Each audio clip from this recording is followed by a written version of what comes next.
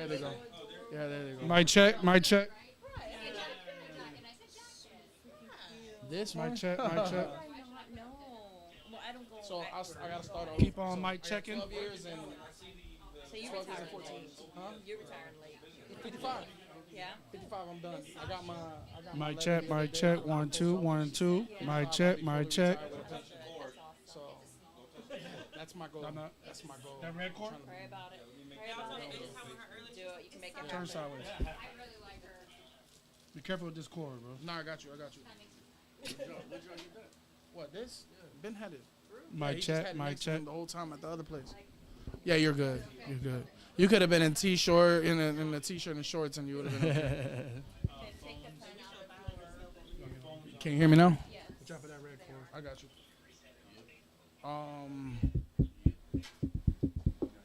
Oh, let me scoot over, bro. Yeah, Vanessa, you going in there? Then go ahead.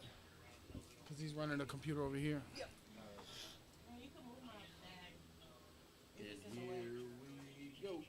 Mic. Mic. Yeah, I was about to say, turn it off or turn it down.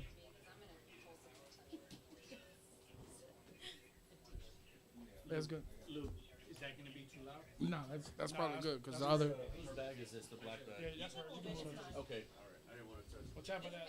I'm going to do a please do not $20,000. Go ahead. What up? Please do not disturb sign.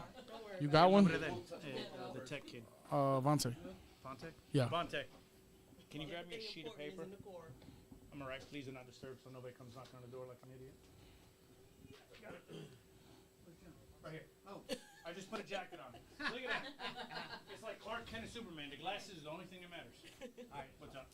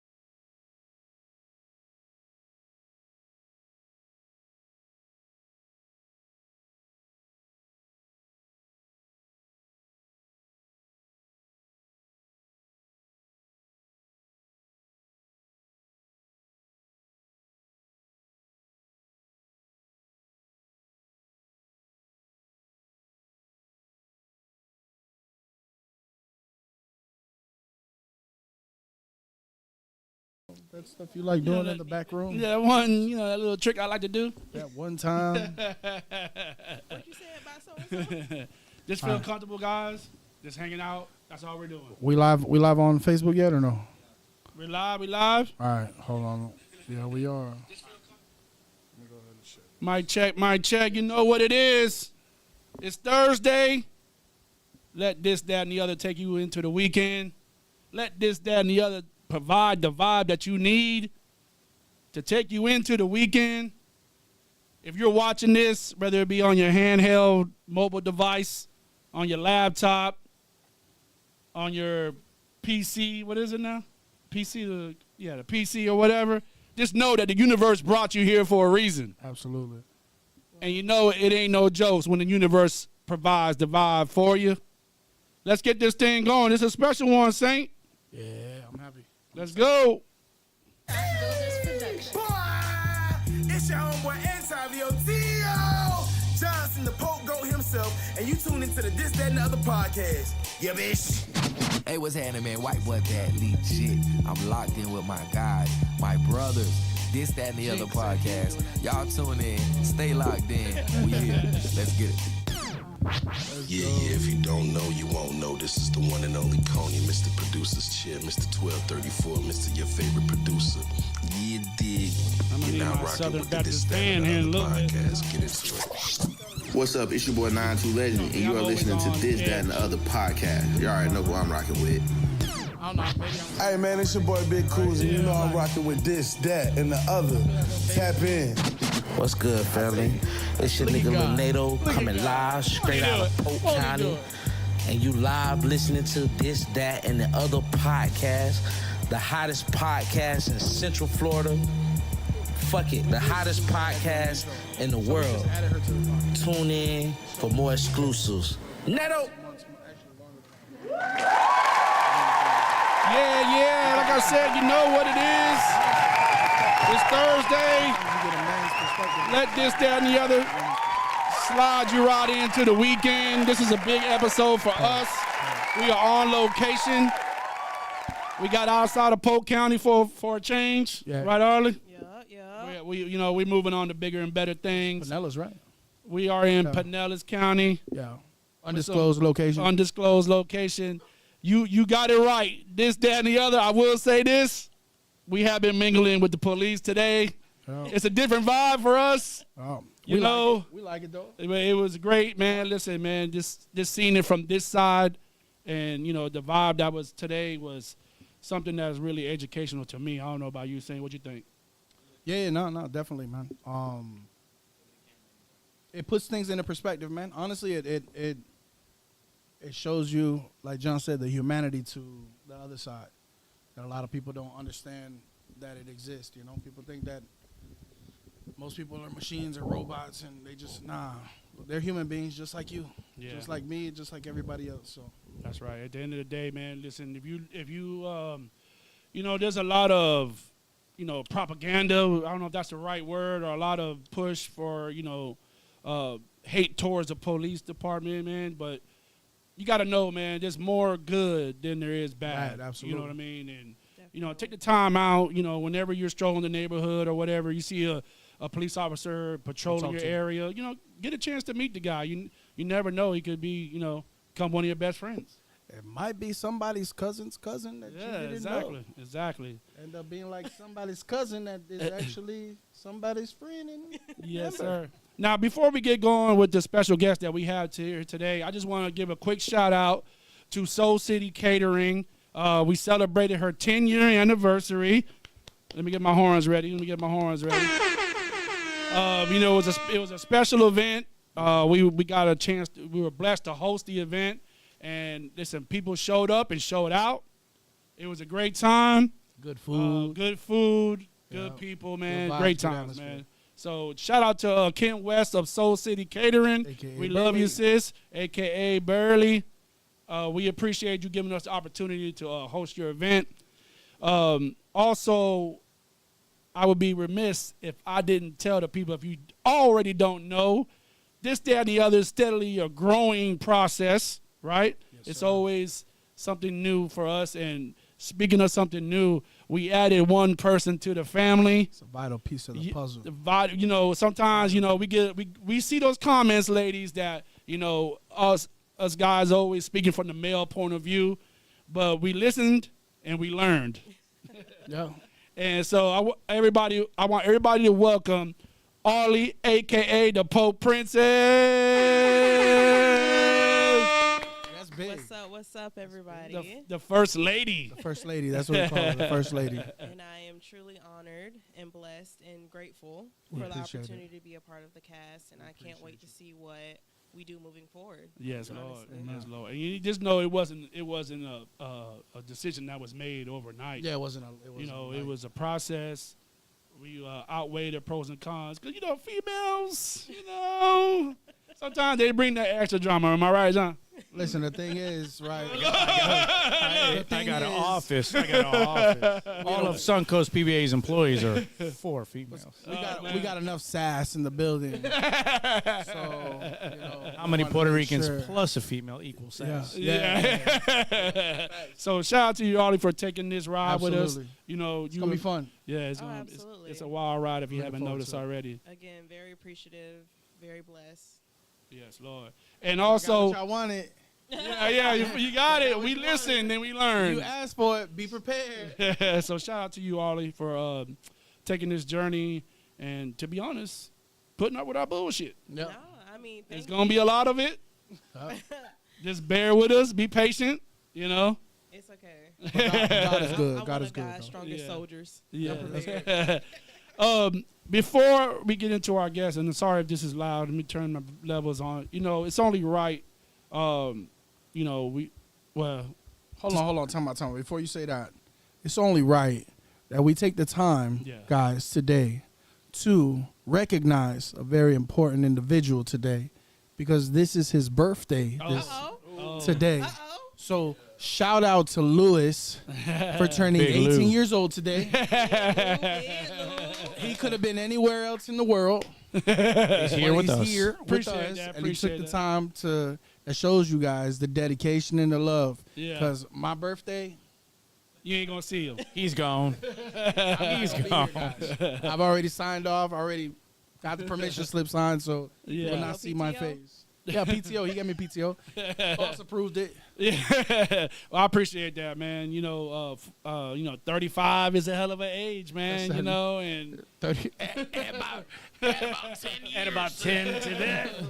You know what they say, but that's like the new 25 now. You know, but I'm 47, and to be honest with y'all, man, listen, hit you with the Kevin Hart. Damn. To turn 47, it's great. If I see when I see 50, it's gonna be even better. But to be honest with you, if I take this time out, to be honest with y'all, like I remember being in high school, and teachers asking us, future questions like, what do you plan to be when you get older? This is high school, John, right? So, like, I remember telling my teacher, and I don't mean to sound negative or whatever, but I didn't think I was going to see 40. You know what I mean? A lot of us didn't. It's not because of the environment I grew up in or whatever. I mean, yeah, that has something to do with it, but it's just something that didn't register in my mind that I would ever see at least 50. You know what I mean? I don't know what it was.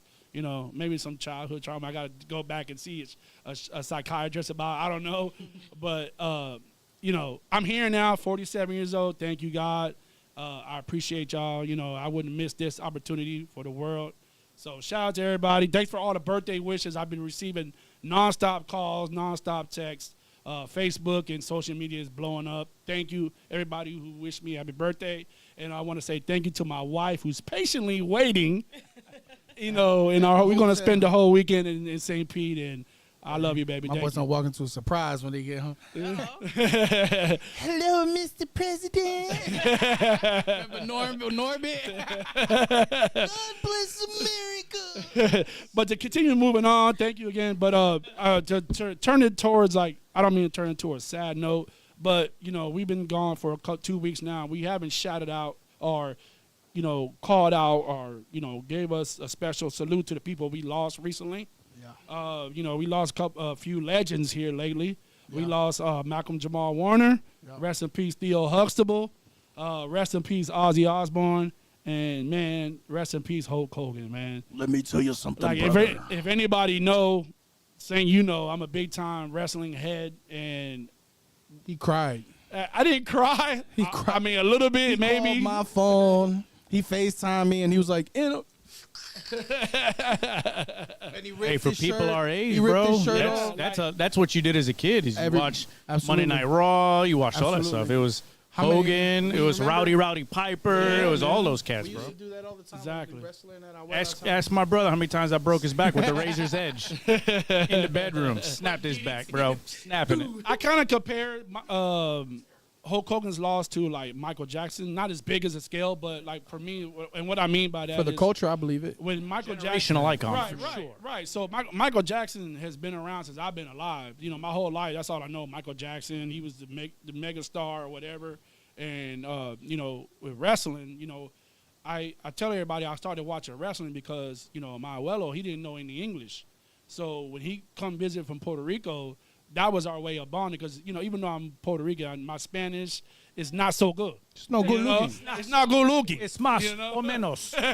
But so that was our way, you know, lucha libre, you know, blah blah. So it was like that was our way of bonding. And Hulk Hogan, you know, even before that, Pedro Morales and stuff like that, and that was our way of bonding. So ever since then, I watched wrestling. And Hulk Hogan is the Michael Jackson of the Michael Jordan 100%. of Yeah, that profession. wrestling. And he's a Right. local And he's guy. a local guy. He's from here. I remember watching VHS videos of him slamming on. Oh, yeah, you're part You of ready? You got to be ready. You got to be ready for Yeah. this. Surprise. Yeah. Yeah. And by me, I mean us. And by us, I do go by the name of Olu. This is your boy Saint. Polk County Princess. Hey, she's ready. Shout out to our brother Saint. Shout out to our nephew Devontae. Shout out to Swan. Yes, sir. I said Saint. My man Swan. And shout out to nephew Devontae, the technical genius. You know, we're here with two special guests. You know, we've had John. He's family. He's already broken his cherry with us. He knows what to expect. He knows all type of Pause. effery. Not the prison cherry. Yeah, the prison yeah, cherry. get it correct. Break your cherry. Let's just clarify. Yeah. You know, I gotta bring that. You know. But so Saint, I'm gonna let you do the intro, man. Let's do it. Yeah, so you know we're this time we're in your neck of the woods. The last time you came to the stew, so we're here with Johnathan Vazquez, aka the Puerto Rican Chuck Norris, aka the Suncoast president, PBA for the Police Benevolent Association. I have a hard time Good saying word. that That's a word. good word.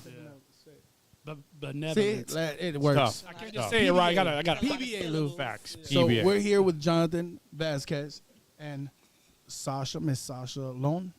Lohn, like a loan. She is the lawyer, the attorney for the Suncoast PBA. So we're blessed to have them in the building, and we're here to ask them some questions and try to see what the other side of this whole thing is. Not just the police side, but the other side.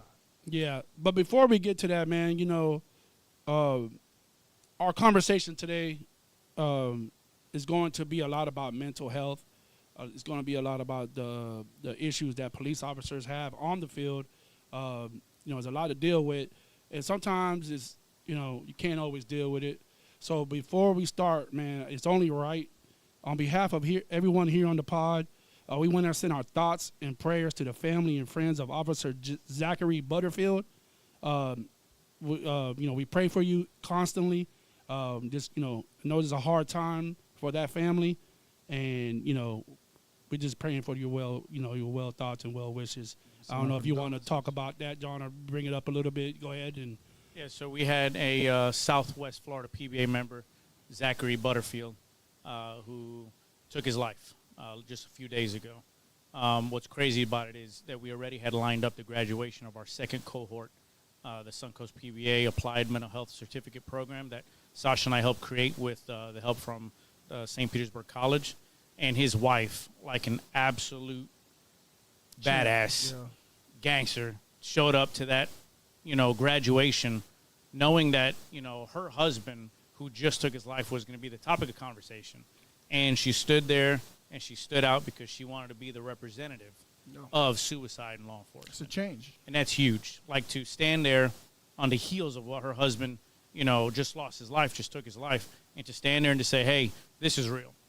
We can talk about, officer suicide, but when you have a person to touch, look at, and talk to, it becomes much more real. And it's an issue that we need to talk about. 180 police officers took their lives last year. That's 3 times more than how many were killed in the line of duty. We're killing ourselves 3 times more than how we're getting killed out in the street. So it's out of control.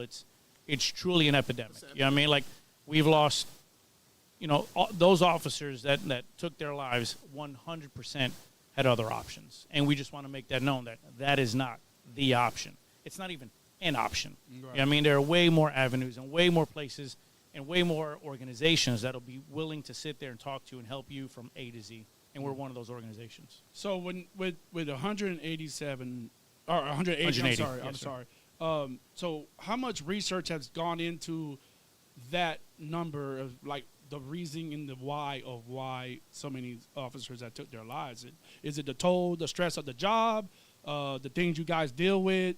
Is that a lot of it? Or explain more to the people, like, why that happens. Yeah, let me paint you a picture. So I'm a combat vet. I did 2 trips to Iraq. This is not an about me thing, but I just want to give you the perspective, because a lot of people see the military commit suicide a lot, and that's like a known thing. You see the 22 a day, commit suicide, and that's insane. And as a combat veteran, I served 5.5 years in the military. 2 of those years were in Iraq. Okay, I've been a cop for 18 years. That's every single day on the streets, dealing with trauma, dealing with people in their worst days, dealing with traffic accidents that are absolutely horrific, look like a bomb went off. Imagine having to recover a small child that resembles or is the same age as your child out of a pool who's drowned, and his lifeless body you got to pull out and try to resuscitate. Imagine like one of our guys in St. Pete who has to deal with a car accident where the car flips while they're trying to get the individual out the car catches fire. So they hear, they see, they smell what it is to watch someone burn to death. And then they have to try to compartmentalize, put it in their head. I can't. And go back to work. And go back to work. And not go back to work the next day. Every day. Go back to work right after the call. After. Like, as soon as that's done, you click 10-8 on your thing, and they're dispatching you to another call. So you got to throw that in the back of your mind. Now, what we see happening is that it's a trickle effect. We try to compartmentalize. We try to go home and not talk about, the issues. But then your attitude changes. You don't sense that change, but your family senses that change. Your significant other. Now you start thinking, how do I deal with this? How do I cope with this? Work more off duty. Maybe I have a couple more drinks. Maybe I take this pill that they say is going to help me out. And then it's a slippery slope from there. It's alpha personalities, right? Alpha male, alpha female. We got some savage females out there, that'll put some alpha males to shame. So you just got that type of personality. When your job is to serve others, it's hard for you to ask to be served. It's hard for you to ask for help. You're busy helping those who ask for help. It's hard for you to then be like, I need help. Like, I need help. Right. So I want to talk about the program, and I'll wait, for you to, how you want to slide it in there, and let Sasha talk about it as well. We've created a program where we're serving those who served, and that's the biggest thing. In our culture, it's hard for us to talk to people who don't know what it is to do what we do, right? Like, there's things that I'll see, that I'll smell, that I'll hear, that you can't relate with. And thank God, you know what I mean? Like, thank God nobody, not everybody has to do it.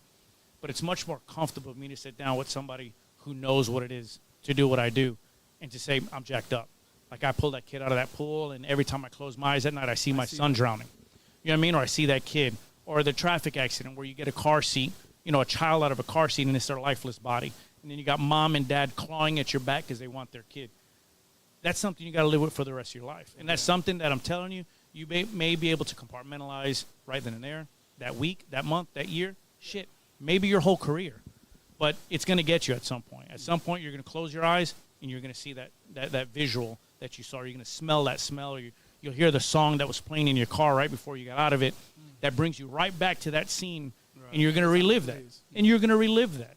You know what I mean? And it's a horror that police officers have to deal with. And we, in the Suncoast PBA, want to make sure that they know they're not alone. You're right. So I noticed you guys have really been full force mental health towards police officers and everything like that. I know there's a lot of tools and resources that you guys have. I know there's the First Responders Hope Line, right? It's pretty much 211 or 966-4FL Hero, right? Yep. And that's one of the tools you guys have. Or they can text or call 988 to reach the Suicide Crisis Lifeline, available 24 hours. Absolutely. You mentioned, officers come to us, to a certain situation. Somebody got burned, blah, blah, blah, died, and they got to go to their next call. Yeah. Is there a certain kind of resource or tool? Like, what if that officer is so mentally done from that event and that he can't continue on? Is there something that he can do? Yeah, so a lot of our agencies, especially here in Pinellas County, especially the ones that we collectively bargain for, where we do the contracts and we have a great relationship with the administrations of those agencies, they know that if an officer comes to them, that they can hit pause, go home, give him administration time.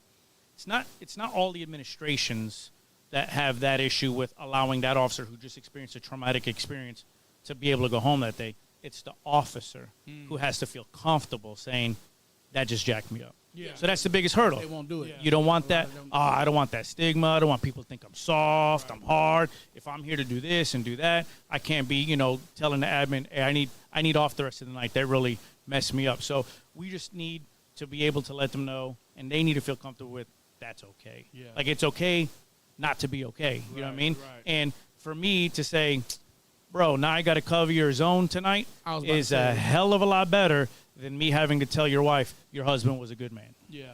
Or your wife was a good, a good woman, a good police officer. Yeah. I'd much rather listen. We're in the alpha male, alpha female type of profession. We bust balls like nobody else's business. I'll bust your balls. You know what I mean? But it's with love. You know what I mean? Like, it's, hey man, if you need something, we got programs, we got assistance, we got people that are gonna help you out. And you shouldn't have to be afraid of the backlash from your fellow coworkers. Absolutely you know not. What I mean? Absolutely. Yeah, like you said, we bust balls and all that, but at the end of the day, man, Correct. Like I'm a truck driver. You know what I mean? If I say, man, I can't really make it to my next load, man, because I'm tired, or I don't want to drive through this bad weather. Some of my coworkers will bust my balls a little bit. But at the end of the day, guess what? The load got there safely. I got there safely. And the company didn't. God forbid you rolled it and you're on the side of a ditch somewhere. Right. You know what I mean, it's not worth it. Yeah, definitely. The good thing is, Lou, is the culture starting to switch. Yeah. Yes. The younger officers are more comfortable with recognizing and say, hey, there's an issue. That's important. Nothing bad against the old timers, but like the old timers They're like, I don't care what happens. I'm coming to work. I'm doing this. This is my shift. And I appreciate that. You know what I mean? Like, I'm like right in the middle, 18 years on. Kind of an old timer to some, kind of still new to some others. Yeah. Yeah, you can relate to both for sure. So the new generation is working towards that way, and the good thing is I think we're leading the charge. I know we're leading the charge and letting them know it's okay. Yeah. It's okay to start, telling people. Now, it's not a get out of jail free card. It's not like my shift's too busy. I don't want to work today. I don't feel good. But the stuff. It's easy to validate somebody's concern. Yeah. You just left that car accident. You just pulled somebody out of a pool. You just had to do CPR to somebody on the side of the road. The supervisor knows that. You know what I mean? So they're definitely willing to help that individual officer out for sure. I think when it comes to that with coworkers, it's like at my job, I try to explain to them, because, we're union too, and I try to let them know, listen, guys, you guys got to understand that everybody has a life aside from work. Sure. Work is not life. Sure. Work is a way to make your life possible, to help you do what you need to do. But when it comes to your family, when it comes to your well-being, your mental well-being, your mental health, your health, work should never be number one. Yeah. And with law enforcement, it is. A lot of the time, it becomes an identity. It becomes an identity. Your shield and your gun and your belt and your vest, it becomes who you are, because it's unlike a lot of other jobs where you're truly not the same person that you are at home when you go to work. Yeah. When you're at home, you're a husband, you're a wife. You know what I mean? You're a father, you're a mother. You don't always have to rule the house like you have to do it on the streets, because sometimes that's the attitude that you have to have on the streets when you're encountering dangerous situations. A lot of people don't like to understand it. It's an authoritative figure. It's the thin blue line. It's what keeps chaos from regular, civility. It's the line that protects it. So it is a mental switch.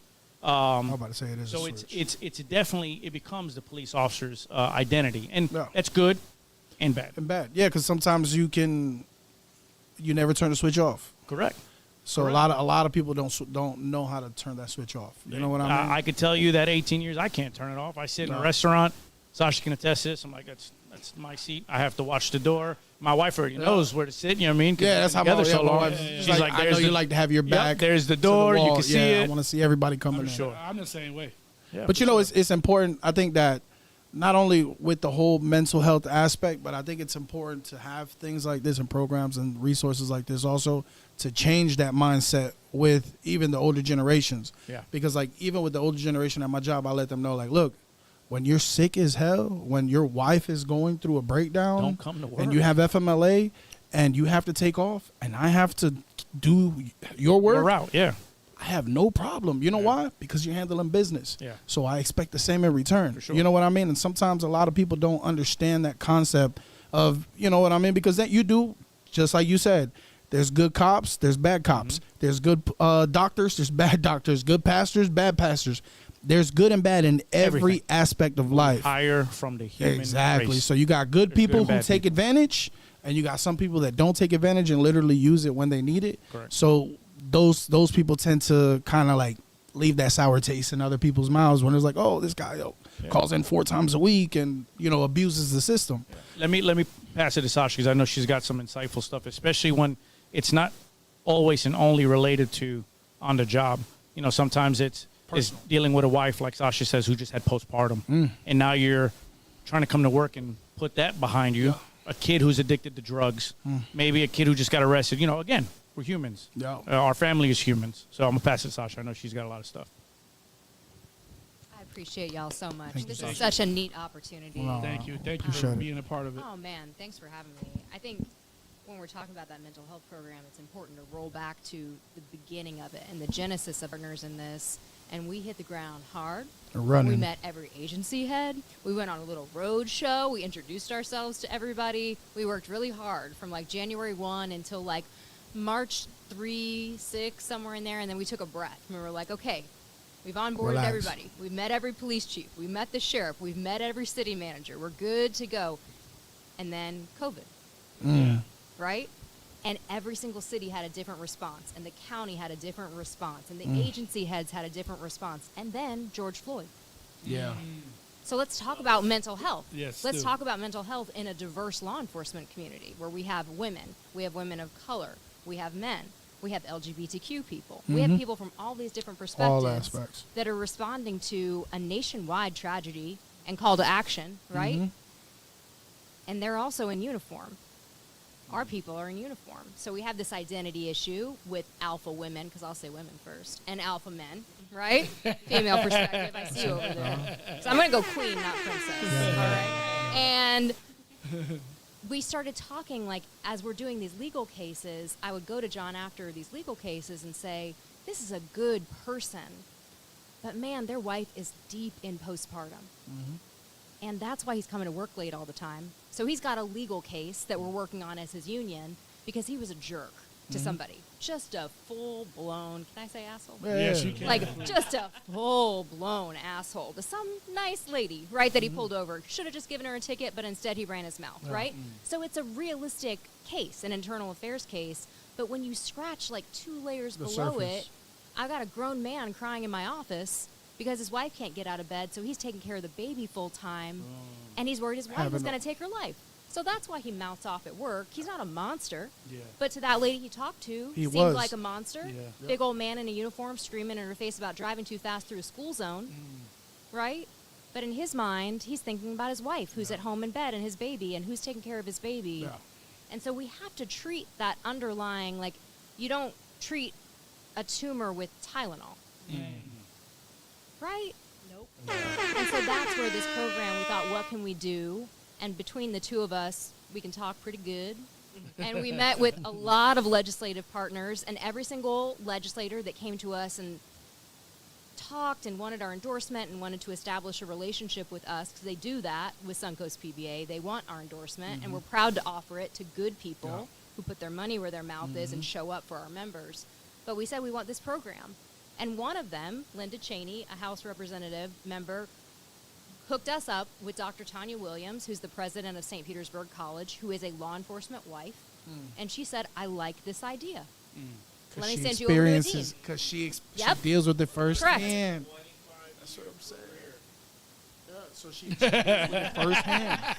He can probably project loud enough that he's going to be picked up on y'all's way. But Dr. Williams' husband had a 25-year law enforcement career. She's a woman of color, so she sees trauma, right, in the South St. Petersburg community. Yeah. She sees trauma from what her husband dealt with for 2.5 decades and what he brought home or tried not to bring home. And she connected us to a really neat faculty team, and we're still working on it. But it's 18 college credits. It's free to law enforcement members, current and retired. And That's all good. they have to have is an associate's degree and the willingness to show up. Wow. Yeah, that's awesome. So, doing my little research, because, I'm pretty good at my research. That's the Google King. I noticed that you have a program where I've seen some graduates graduate from. John, help me out here. It's the PBA, Association Applied Mental Health Advanced Technical Certificate Program. I'm going to say it back to you. You are almost perfect. Thank you. I appreciate Almost. it. Almost perfect. Viewers at home, almost perfect. Well, on this, that, and the other, it's like a game of horseshoes. And a game of horseshoes, almost perfect means pretty good. You did good enough. So it's the Suncoast Police Benevolent Association Applied Mental Health College Certificate Program. Jeez, that's thank you. It's a lot of words. Yeah, it's a lot of words. I'm a C average in high school. You're doing pretty good. I'm doing pretty good.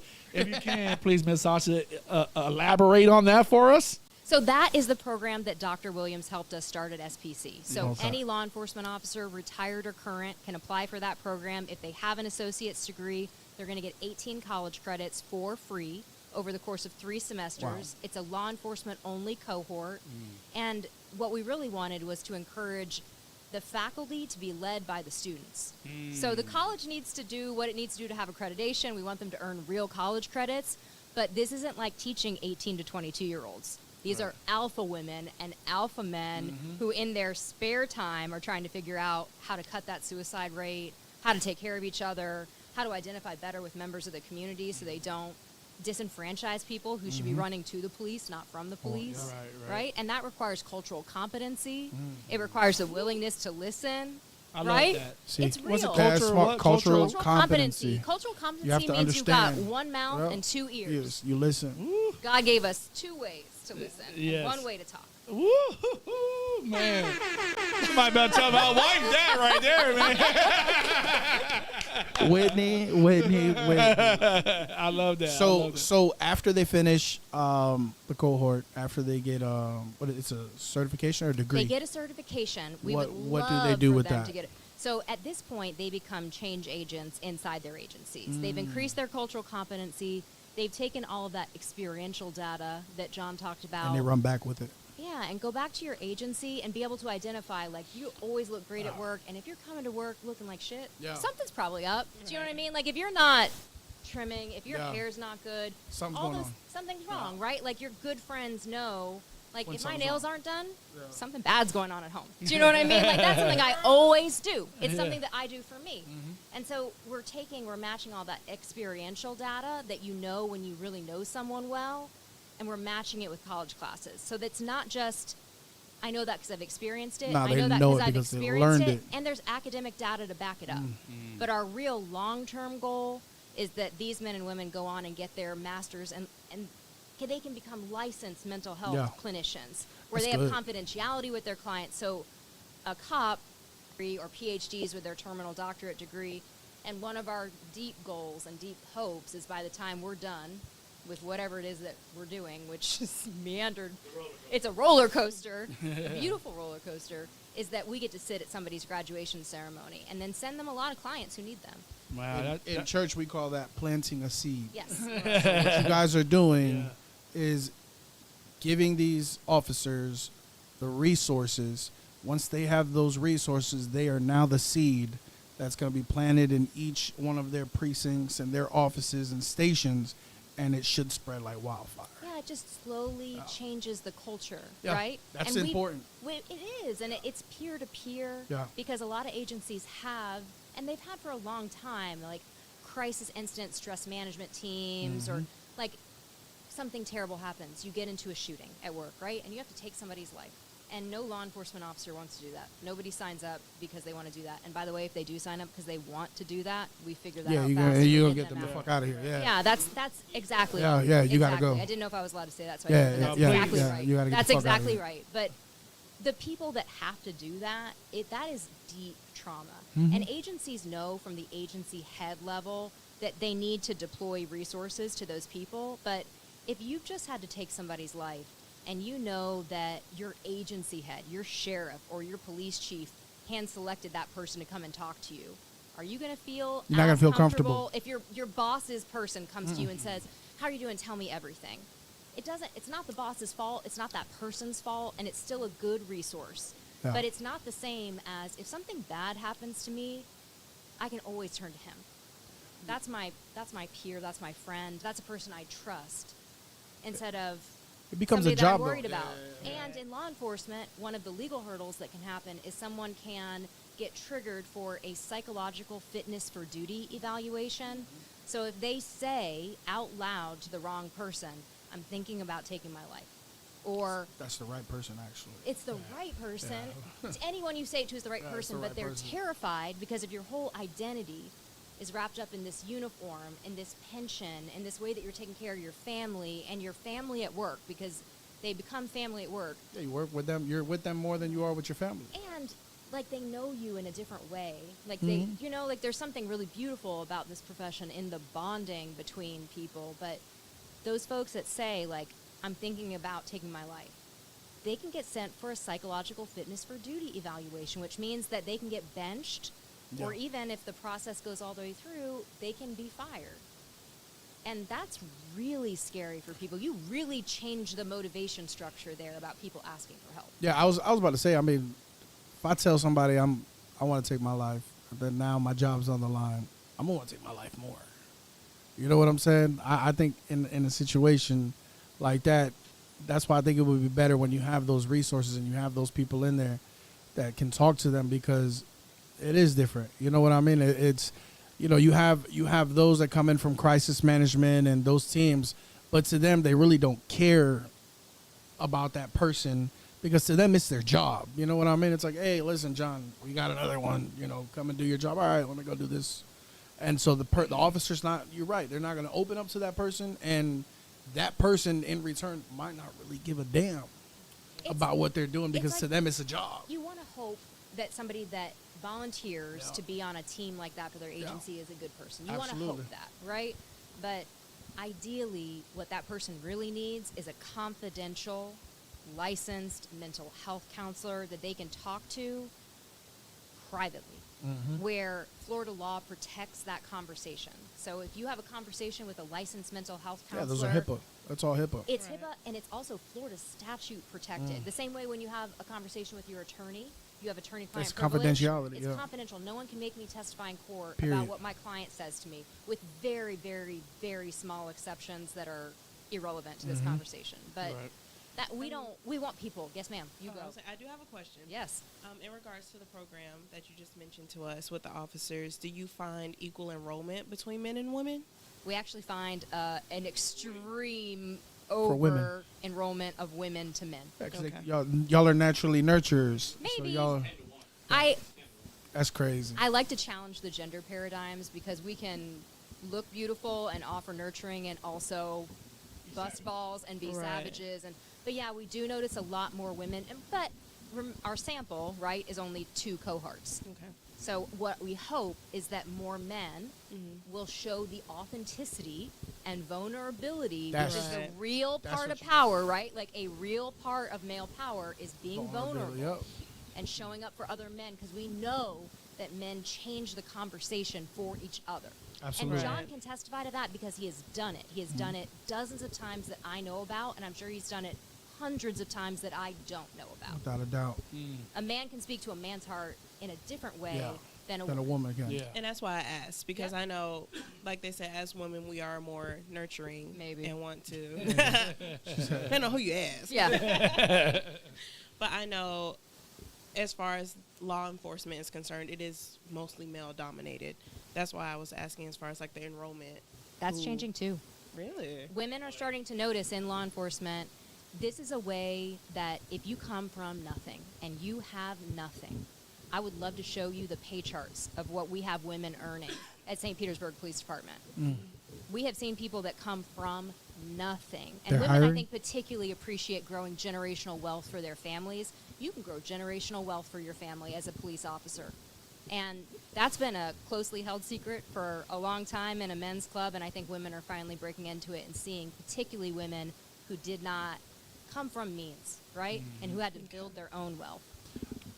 So to rewind back a little bit for the people who's watching and don't know why Sasha's here and what she does, can you explain to the people what your title is and what your role is? What your role is in this whole PBA thing? Yeah, thanks.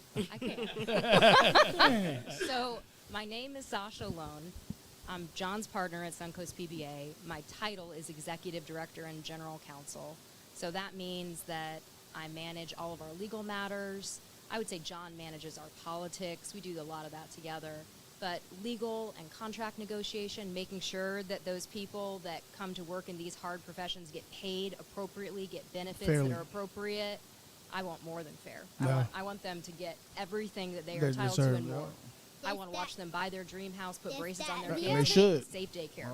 I love that. Yeah, me too. It's the best part of this job. So that's what I do is I go do my thing, John does his thing, and we happen to, by the grace of God, and honestly, because I was not supposed to be here, and I don't think you were. I don't think you were either. What We do you just- mean by that? What do you Yeah. mean What are you? Yeah. One, I shouldn't have been here. I want to look at you, George Lofton. You bamboozled me. So yeah, I never was somebody who ever aspired to do union anything. You know, I would like to say that the military made me grow up at a young age. The military molded me to be a leader of men, you know, especially in combat. So that was an innate skill that, you know, that I wasn't born with, that, you know, that was trained into me.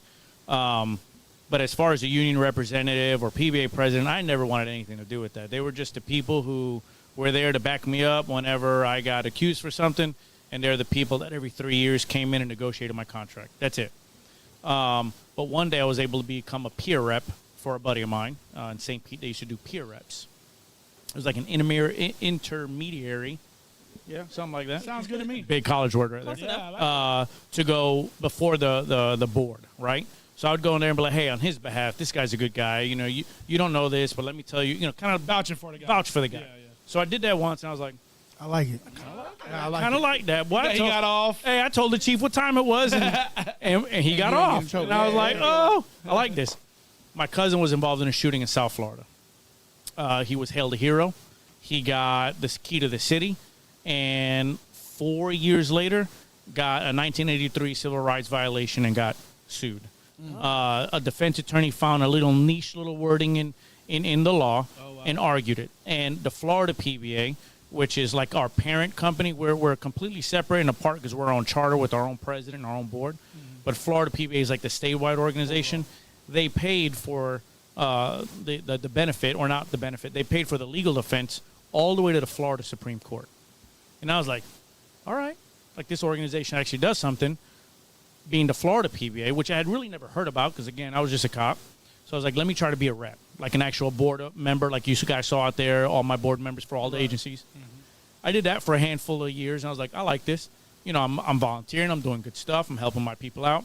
I now have a voice when it comes to contract. Hey, this is what I need to see. This is what, you know, my people in St. Peter saying. And it was a difficult time politically and in tenure with the past president. He had been on for a really long time. The organization really did a big switch to the younger generation. And I was, you know, I'm honest to a fault. And I was like, you're losing people. You're losing people because you just can't connect with them. Not that you're not trying, and not that, you know, you're leaving them out on purpose, but you just can't connect with them. You're too far off. You got 28 years on of service. Cultural. That's that cultural. Yeah, it's a cultural switch, right? You know, So I could go on and about that. yeah. So it's a cultural switch. You know what I mean? Like, I hate to bring this up, but if I don't, I know she is going to. The first Puerto Rican president that this organization's ever had. Hit the horns, bro. Hit the horns. I did. You got to do with the Puerto Rican horns, right? And he played Gasolina in the back.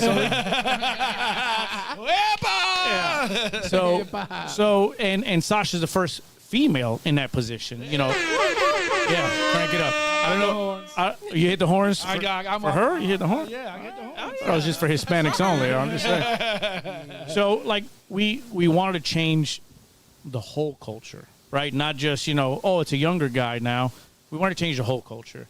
I've been in high liability units. I was in street crimes for a long time. I was in canine, when I took over. I'm in the middle of my career. I'm not at the twilight. My saying has always been, I'm here for the majority. I'm here for everybody, right? But if it doesn't benefit the majority, then I'm not pushing it forward. I'm not going to just, pick at who I like and the groups that I like and the tenure that I like and make sure that they get what they want.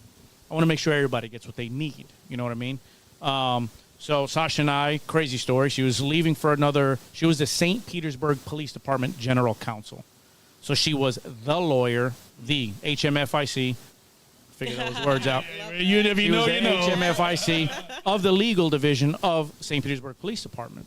She left to go bigger things, to do some other stuff, and it didn't work out, but I didn't know that. When she was leaving, George was still the president, and she just said, hey, pass it to George that I'm leaving. I'm sorry he's not here. He was out on surgery. And this is the second time I had ever seen her. And she's been there for 5 years. I only saw her twice. She came down to do a tour of the canine compound, and then that day. And she's like, just pass on my well wishes. And I was like, where are you going? And she's like, oh, I'm going this place. I'm like, oh, okay. And she goes, can I tell you something? I'm like, sure. She told me something. Can't say what it is because we got no defamation thing. So anyway, that topic came up, and I called her, and I'm like, hey, 6 months ago you said X. Can we talk about it? Like, let's meet for breakfast. We met at Skyway Jackson St. Pete for breakfast, and we sat there for 5 hours. Wow. Yeah, we were like, here's a hundo. You're not getting anybody else in this seat. We're going to be here for a long time. And it was, I had been tapped to be the president, and I know that there needed to be a change. So I was like, help me find that person, thinking she was still in the role that she left the agency for. And I go through my whole spiel. This is what I want. Look at this. Look at that. Tell me the type of person I should, look for and how much I should pay them and how I should, do their contract and all this legal advice that I was asking for 5 hours that she was just dishing out for free. And then I think we just hit a pause, and I was like, oh, how are you liking it at the place that you left? I'm sorry, it's been about me the whole time. She's like, I'm not there anymore. I'm like, oh, so what are you doing? She's like, nothing. And I was like, won't he do it? Oh, God. Yes, he will. So I was like, I'm going to call you back. I got in a car. I called George Lofton. I was like, hey, dude, we may have something here. And he's like, if you can do that, give her whatever she wants. Get her there now. So I called her back. I'm like, hey, so what does that look like for you to come over here? And remember the numbers you said? Facts. What is it? Facts. Is that nice BMW that belongs out? No, she drives a Jeep. She drives a Jeep. We're not bougie over here. We humble. Hey, we put everything into our membership, and I can tell you that without blinking, without looking sideways, everything goes to our membership because that's what we care about. Right. She's ride or die. She loves the members, and that's how it started. As how our group started in January 1st of 2020. I don't even know what your original question was. No, you're good. But before that's how we started. Before she came aboard, was there like any women or like? No, not in this role. There was no women on the executive board, and there was maybe one or two women as board of directors. Go ahead and oh, Sasha. I have a question. Let me look at the camera. Get ready. Talk that talk. I know that look. So when we went through the bylaws for the organization when I started, the first thing, when you're a lawyer and you come on board with an organization, you're gonna look at all everything. the governing documents, right? Correct. To make sure Numbers, everything's fresh documents. and like up to date. What they say, no women can be. It didn't say that. Without saying but that. there was one offering in our bylaws for participation, and it was a ladies auxiliary. auxiliary. A ladies auxiliary, like a support group. Like you're you just could a help. volunteer to be a You're the help. helper. You can't be on the team, but you can bring water and orange slices You're to not the team. you're not gonna get paid. Some of them old rules. You could put on your cute skirt and your high heels and come but walk you're not gonna around. come do nothing. You're a but candy striper. Yeah, Correct. your word means it was. nothing. We actually That's that age talked gap about, you was talking about, Yes. John. Right? And you Well, changed it's it all. also- It's cultural, Cultural, right? Like, right. but it was like real crunchy cultural, like very like dusty, musty, had a lot of dandruff cultural. And to his credit, right? Like right away, having a conversation like I'm not a beta female, and Not at all. no, it's just not. I can't. Like It's not in that's- me. It's not in me, and it's caused. It's also caused me a lot of trouble because I'm not good at keeping my mouth shut. I like big people with big ideas and Big energy. and big energy that do what they say they're going to do, and he does that. And cops do that for the most part, which is very fun, and it's always drawn me to them. And he just offers that energy. I did not go to that breakfast for a job. And when he says I was doing nothing, I want to be very clear. Oh no, my friend, I had 3 jobs in the lineup. She said, let me yes. let me reiterate. I just want to. Let me clarify. I would like to correct the record, but you have to have a good partner, like especially as a woman, right? If your big energy is not welcome, it won't work. Yeah, it's a fact. It won't work. Oh. And Yeah, he took it with open arms. we clicked, and I said, "But God, really?" And I had a follow-up question for you, which was, did you feel like you had to fight twice as hard as a woman to get the things approved that you... Not in this culture. Really? Yeah, 'cause y'all switched it up. Freaking Interesting. fascinating. I have been a lawyer for 16 years, and I was just talking. We had a judge here today for the dedication. We met up for lunch so we could walk her through what the program was going to be like. And she was telling me horror stories, and I was reflecting to her that in law enforcement culture, I have no horror stories as a woman. Okay. You saw the packed room, right, of alpha men and some alpha women. Yeah. Yeah. Are they quiet when I talk? Do you know what I mean? Like, do Right. they listen to what we're saying? Yeah. Yeah. And I did notice respect that. it. They respect it. there's a mutual And that respect. goes from the youngest one that was in there to the oldest. Yeah. You know what? In law enforcement culture, people pay attention to what you do. Yeah. It's a show me culture, tell not me, a show tell me me. culture. And I like that because I'll put the work in. In private practice, a lot more issues with I believe it. entitlement in men and Okay. just verbally gross. I'm a DOB 1984, so I didn't live through. Shout out to 84, baby. Right? Right, 84. It was a good year to be born. But a very different environment than my mom, who was born in 1954, who got chased around a desk, right? Right. No one chased me around a desk. People said dumb shit to me, but cops don't. It is fascinating. So I don't feel like I've had to work twice as hard here. I want to work twice as hard here, but not because I'm showing anybody else, because I'm showing myself. Right. That's kind of, you figured that'd be the total opposite. The cops, because it's the cops. There's manly men, Yeah. But that's awesome, man. So in St. Pete specifically, where she was the general counsel, St. Pete has done a great job. A lot of our agencies in Pinellas County, but St. Pete specifically has done a good job with diversifying the work group. So we have, like Sasha said, Latinos, we have black, we have gay, we have straight, we have women, men, anything you could think of, any shades and cultures we have there. Christians, Muslims, it don't matter. We're all there. So at the end of the day, what I like about law enforcement is similar to the military. There is no color when bullets are flying. There is no gender when bullets are flying. If I'm sitting here and I need help and Sasha's a female officer, let it be Sasha's, the one that's behind me, that's my dog. Like, that's who I need, like, cover fire or help me out or drag me out of here because I'm hit. You know what I mean? So we do a good job in making sure that the females are up to muster. But, bro, I'm telling you, some of them are more up to muster than the guys. You know what I mean? Right. Especially the ones that are willing to get in law enforcement. That, I'm not a female, but I served with several in the military, and I served with several here as a law enforcement officer. A lot of men can get in this profession and not be like alpha men. But when you see a female come into this profession, that's an alpha female. I mean, like, there's a lot of hurdles, I would think. Again, I'm speaking just from what a man thinks. That it would take a female to get into a profession that's dominated by men and to say, I can do the same thing you can do. And they come in and they show out. So again, to what your question was earlier, there are. It's double about the women to men in the cohort who come and want to do that. And I credit it to them just being more in touch with their sensitive side, their nurturing side, them feeling open to talk about it. Right. Where men, it's still till this day, that stigma. Right. I come from the military. We don't talk about PTSD. We don't talk about what we go through. Men aren't allowed to cry. Nah, we shut up. We deal with it. You compartmentalize. You go home. You drink half a bottle of vodka, and you're good. Until your boy dies. Yep. Until your partner dies because they killed themselves. That's when you're like, oh, man, well, what if? Well, what if? Like, don't be part of that stigma anymore. Be the what if. Nah, what go if in there, talk to them. You should have talked. Listen, we're going to have a van out here. It's called ETMS. And they provide magnetic therapy.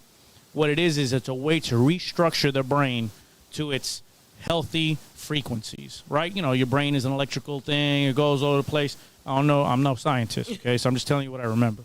But they've mapped a healthy brain. So they know what a healthy brain looks like. And then they're going to map our brains when we sit down and do this by like a EEG. Mm-hmm. And they're going to put us through this program. And it sends just magnetic pulses to help remap and re-get your brain back into that healthy state. That works. It's tremendous in sleep recovery. It's tremendous with addiction. It's tremendous with a whole bunch of stuff. So for the guys who don't want to talk about it, because it's hard for me to sit here and be like, I'm going through it. It's hard, but it's easy for me to sit in a recliner and just have this thing on my head and let it thump away. So if that's enough to give you the clear-headed mind to say, damn, I am going through some stuff. Maybe I should talk to somebody. It's a program that we're going to offer our members for free out here in our parking lot to make sure that they have the opportunity to do it. I'm going to go through it because I just want to see what it's going to do. Yeah. I sleep like. Can you sit here and talk about it if you don't know how it is? I can't talk about it if I've never done it. You know what I mean? So I'm going to 100% go through it. It's 15 minutes a day for 4 weeks, 4 to 5 weeks. 15 minutes a day, bro. If you can't get 15 minutes a day to try to make your head better, you know what I mean? Chemicals, beats pills, beats medication, beats all that. I've seen too many guys get injured, especially in the military, or have to go to a psychologist back in the day, not recently, because our psychologists now are bangers. They're fantastic. But just, you don't want to talk about it? Take this pill. Take that pill. Take Xanax. Take this. Right. So the next thing they take in is Xanax, and it says every 8 hours. But in 6 hours, they're getting more thoughts. So then they take it every 6 hours. Then it's every 4 hours. And they're taking it. Now they're doubling the dosage. And now they're like, I can't take any more pills because the doctor's going to find out I'm taking too many pills. So now I'm drinking with it. And then that's just a slippery slope. Right. Yeah. I can tell you this. You know what I mean? And I'm trying not to be hypocritical. I love bourbon. I got bourbon. I drink it socially and very little. You know what I mean? Like, not a lot. I got a lot of bottles at home, and they just stay untapped because I drink it just socially. Alcohol is not your answer. I mean, if you're drinking alcohol to socialize, fantastic. That's great. Don't get drunk. Don't drive. Don't do anything stupid. If you're drinking just to deal with your problems, talk to somebody. Because 9 out of 10 officers that commit suicide are drunk when they do it. They've been drinking and taking medicines. They're doing both. But mainly, I could tell you, I'm not going to name names, but 2 of ours specifically in recent memory were drunk. You know what I mean? And again, do you. Yeah. You're grown. Do whatever you want. Yeah, don't bring it to work. But that is what's killing officers. It's a depressant. If you're depressed and you're drinking, so you get drunk, it makes it worse. And then you make a snap decision that you can't take back. You can't recall that round once you send it. Oh, yeah. You know what I mean? So once that happens, it's done. That's it. Of that person of sound mind probably would have been like, damn, I'm not going to do this. It's crazy because you just said that. You can't bring that back. Can't take it back. It's gone. It's like, and my prayers still to the Vazquez family. Mm-hmm. When Destiny took all those pills, she regretted it instantly. Correct. She tried to throw them up. Correct. And they tried to, take it, but by the time they were already dissolving in her stomach, and there was no take back. Yeah. There was no take backs. Yeah, it's sad, man, because people think I'm in this alone. I can't talk to anybody. You can call the lines that you've mentioned earlier. Mm-hmm. The cool thing about this last cohort, they took it upon themselves to find ways to provide more resources for their brothers and sisters in uniform. So they partnered with organizations and with psychologists and with the ETMS program and with these crisis lines. They partnered with them and called them and said, we want to vet you out. If we're going to tell our members and our brothers and sisters in uniform to call when they need help, you better answer the damn phone. You better listen to what they're saying. You better not push them to just go take meds. Right. You need to hear them out and help them. So the resources are there. We're here. Like the Suncoast PBA's here. Everybody in my organization has got my cell phone number. People call me at 2 o'clock in the morning, 3 o'clock in the morning. It don't matter. I pick up the phone. If something is happening, I'm not a mental health, professional, but will I sit there and let you vent? Will I listen to you? Will I then walk with you to the right person the very next day so you to get that mental help? Right. Absolutely. Will I say anything about what you went through? No. Absolutely not. We've sent members who are still anonymous to us out of state to go receive treatment that our psychologist that we have pretty much on our team at this point. She's recommended, hey, this officer wants to remain anonymous, which is fine. They want to go to this program because it's horse therapy.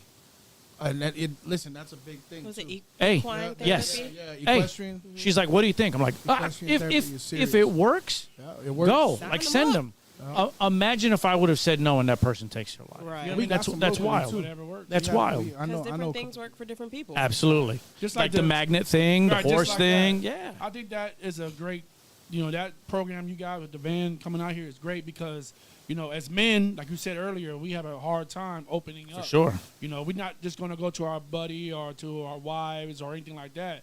So, and especially as psychiatrists, as great as they are, we're not always open up to them. For You sure. know what I mean? So having stuff like that, the equestrian thing, it's a great avenue for that, for guys who have a hard time. Are those resources open to family members of law enforcement as So well? in St. Pete specifically, Question. yeah, I'll let Sasha answer that because she's got a lot of good info on that. So the answer in St. Pete is yes. Okay. So we have a good mayor in St. Pete who listens to his police union, listens to the labor unions.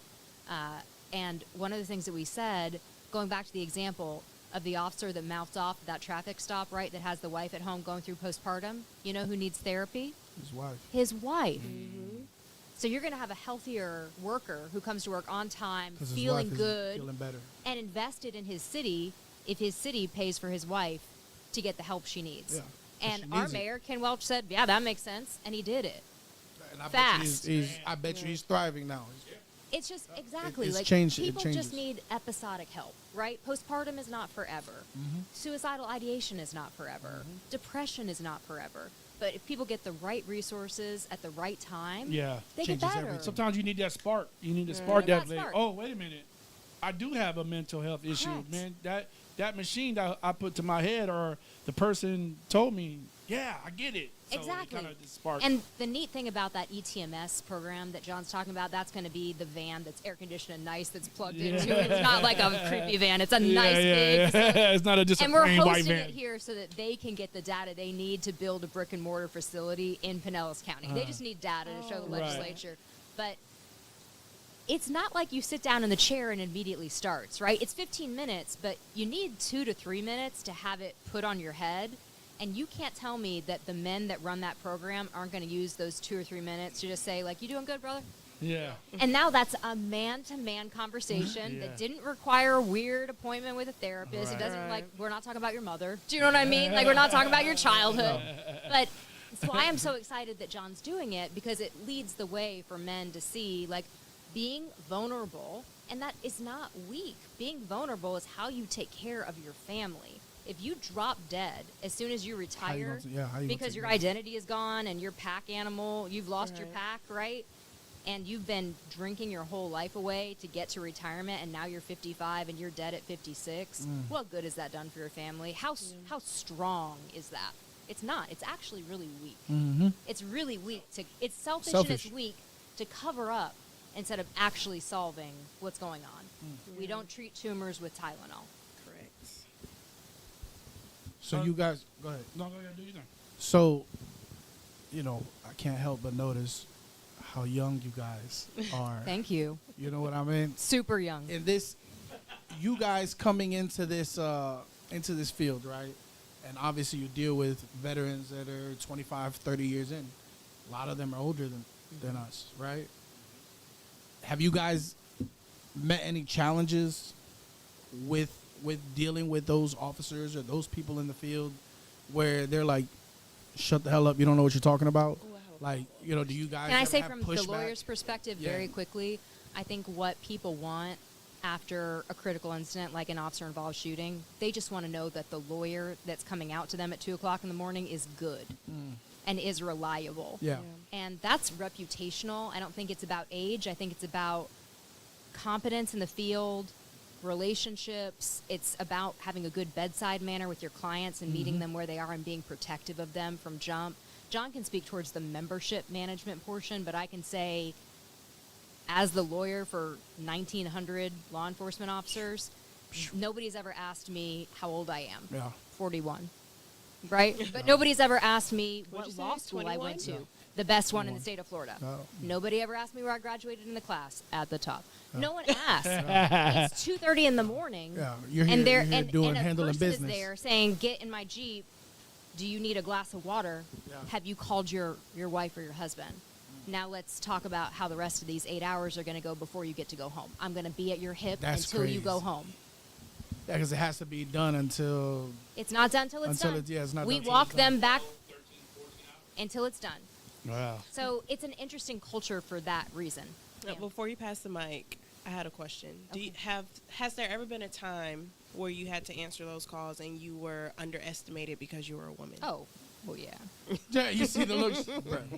I think the answer is yes. Like when you come to a job in a small package, right? And if I don't wear these big old shoes, I'm 5'3" tall, and obviously very thin and childlike. Do you know what I mean? Like, You look 21. thank you. I appreciate that. And people are like, who But the hell is this? I think I'm your lawyer. you're underestimated or you're misunderstood until you demand The respect. the respect. And I know who I am. I know who God intended for me to be. I have a professional partner who sees that. I have a husband who sees that. And I surround myself with people who want that for me, and I pour it back into them. So, yes, am I underestimated? Only at their peril. I want to ask you guys something. You know, with the little research I've done, I know, you know, there's a lot involved, especially with the cohort program.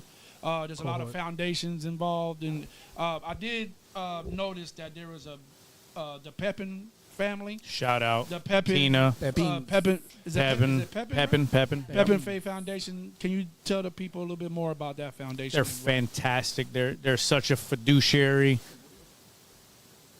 They're such a fiduciary organization that takes care of multiple different facets of not only law enforcement, but just their community as a whole.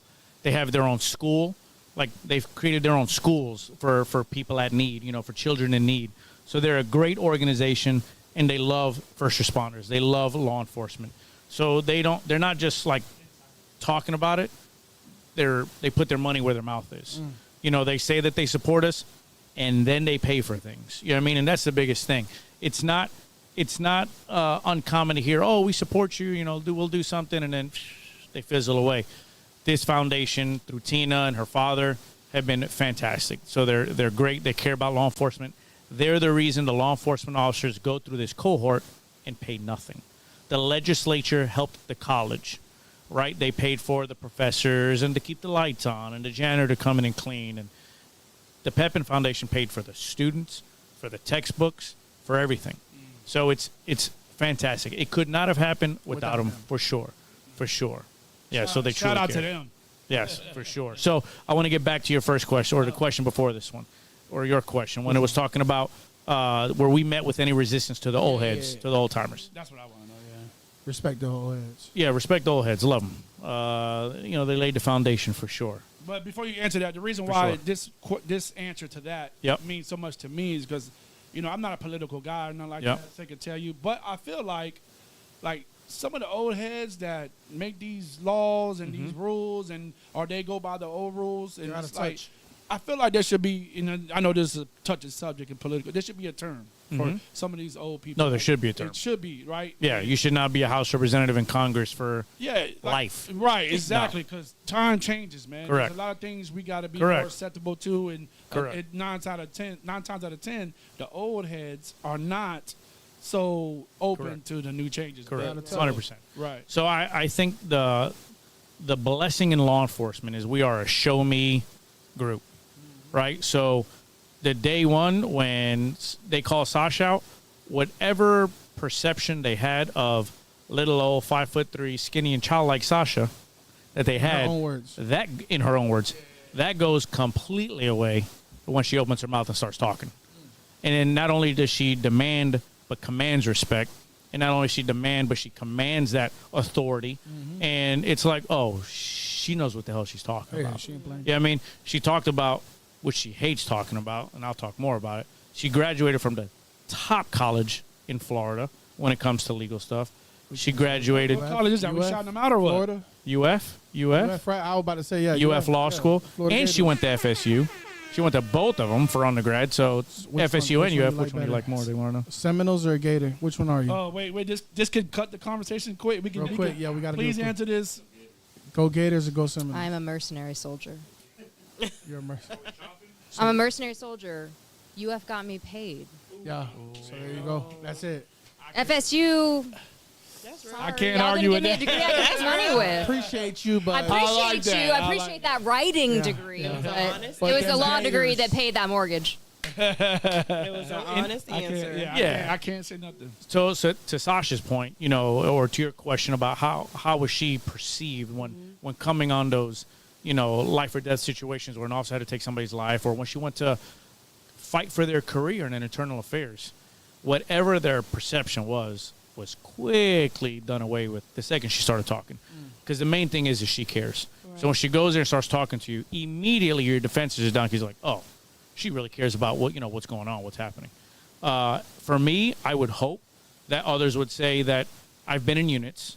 I showed that I'm about that life. I worked in street crimes. I worked, in street-level narcotics. I've been in canine. I've tracked homicide suspects and rape suspects. So in the law enforcement world, I put my money where my mouth is. Like nothing to any other specialty unit within policing, but street crimes, extremely high liability. Canine, the highest liability. I'm walking around with a 100-pound animal with 42 teeth in his mouth that bite people to catch them. So that's an extremely high liability. So and when there's a homicide suspect who just shot and killed somebody and shot at cops before they left, it's just me and my dog, literal dog, who goes and tracks that person. So I hope that they would say that I had proven myself within my profession to be like a leader within the organization. And then again, what I love about this profession is we're a show me group, right? Like you could talk about it. I don't care what you got to say. Show me. So the fact that we got Sasha, the fact that we met with our leaders and our constituents and our stakeholders immediately within the first 3 months, I think we handled COVID and George Floyd flawlessly, and I don't want to toot, but we did a damn good job in a very, very tough situation. Yeah, because y'all are flourishing.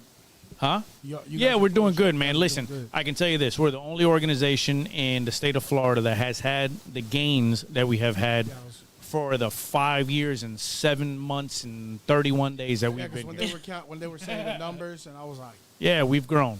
We've grown. crazy. Yeah, and that's organic.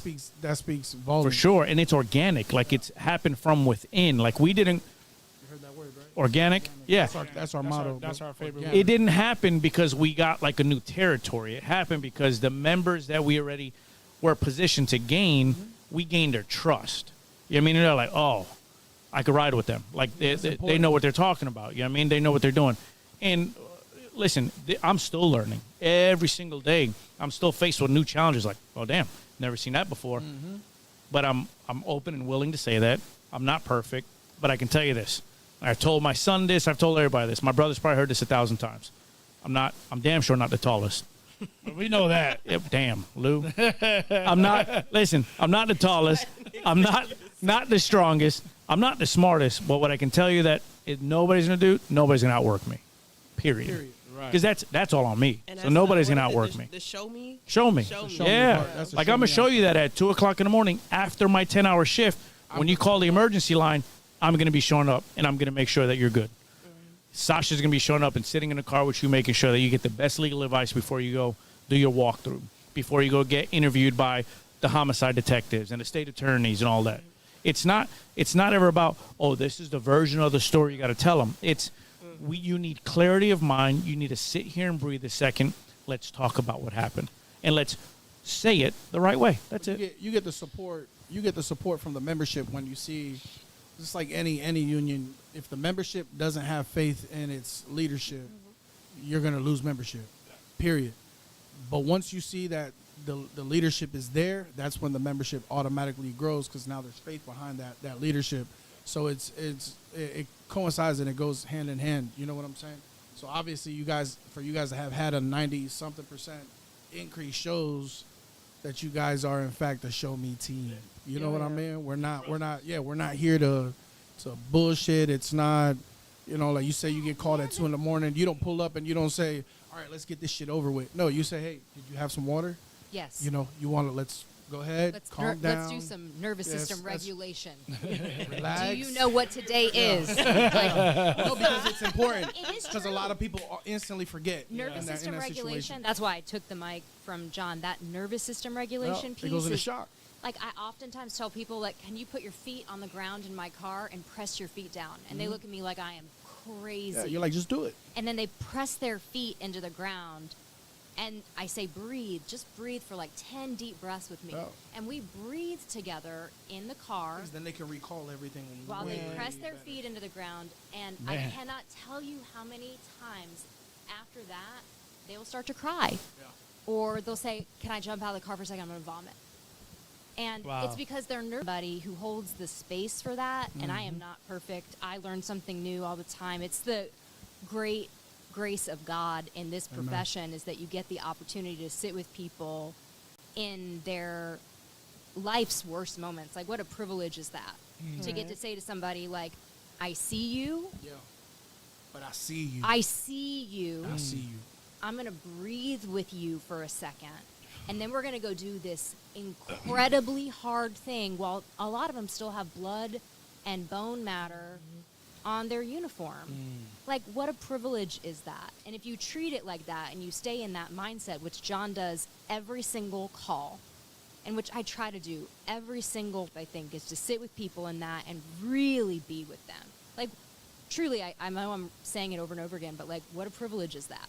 Yeah. And that's what led me to my question of asking if you ever felt underestimated, because contrary to popular belief, I'm not an accountant.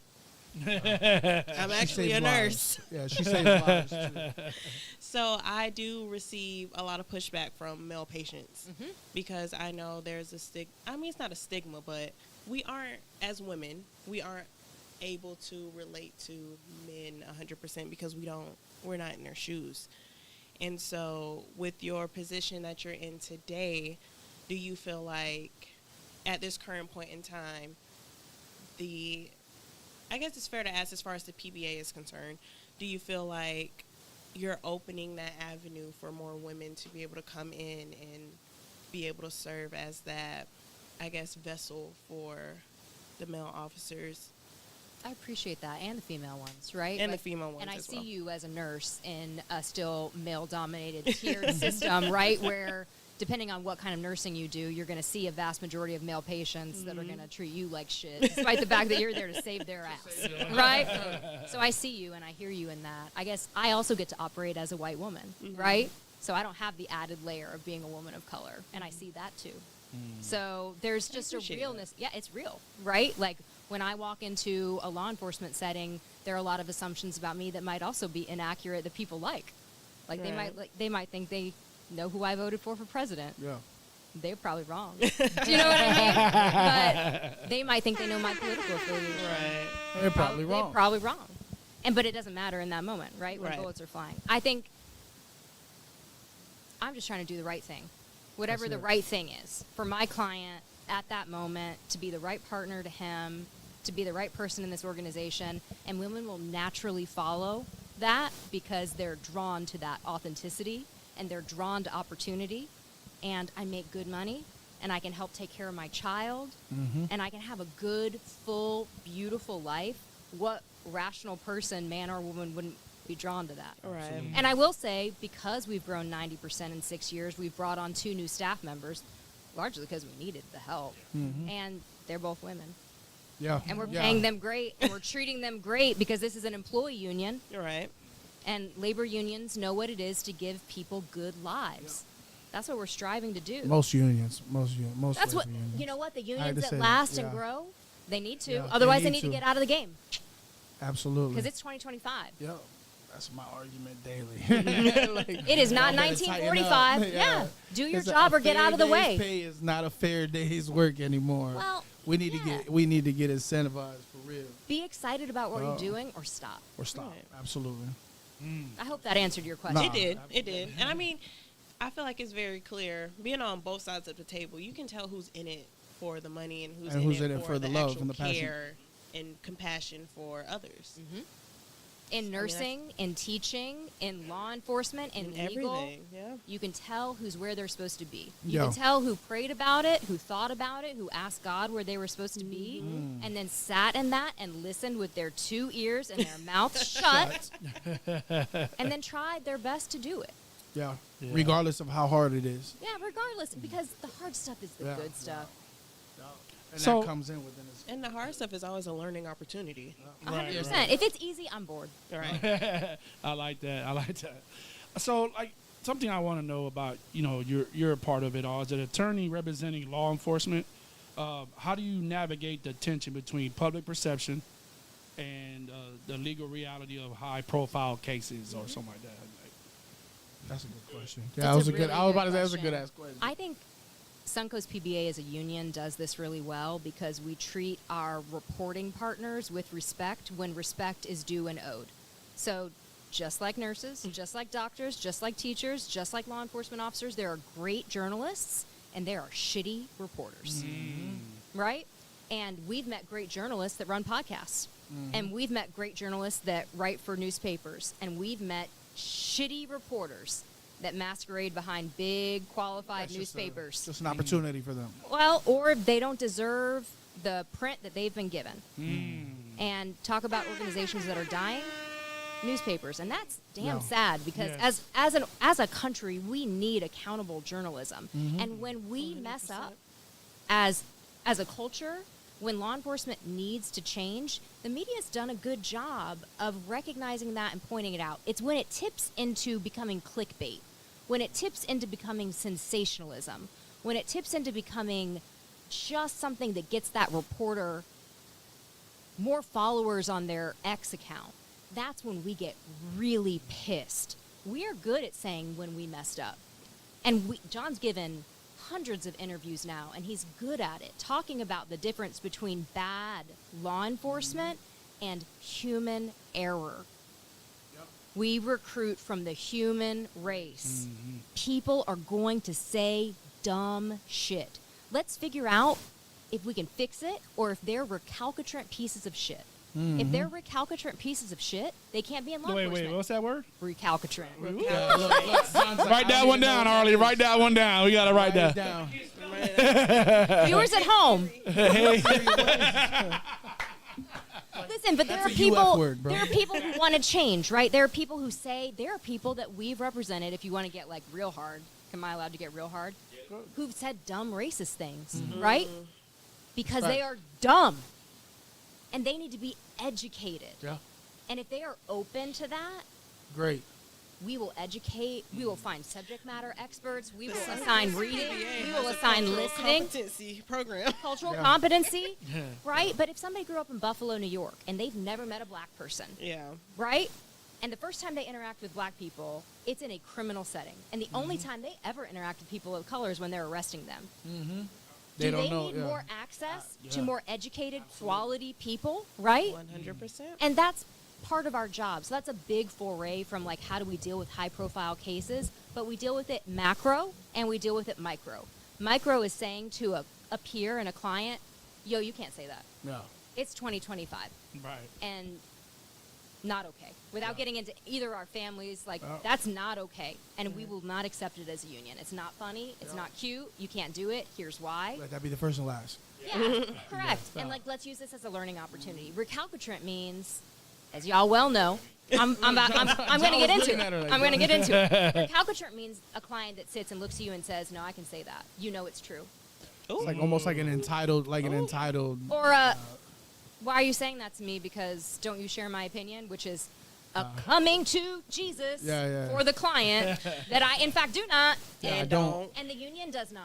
Yeah. Right? So we don't stand behind that. I took the scariest one, right? We don't like even the things stand. that people are most scared to talk about, which is race and law enforcement. But we should be talking about Absolutely. as a media issue, right? We deal with media head on. We treat our reporting partners with respect. We respond to responsible media inquiries, and we make this man available to answer hard questions all the time. And he does it well, and he does it authentically, and he does it honestly, and he does it as a man of God. So when he talks from his heart. He's not trying to win clicks. We don't grow membership from what the media publishes. Right. But we treat our ethical, responsible journalism partners with the respect that they are due, and we make sure to give them facts. Wow.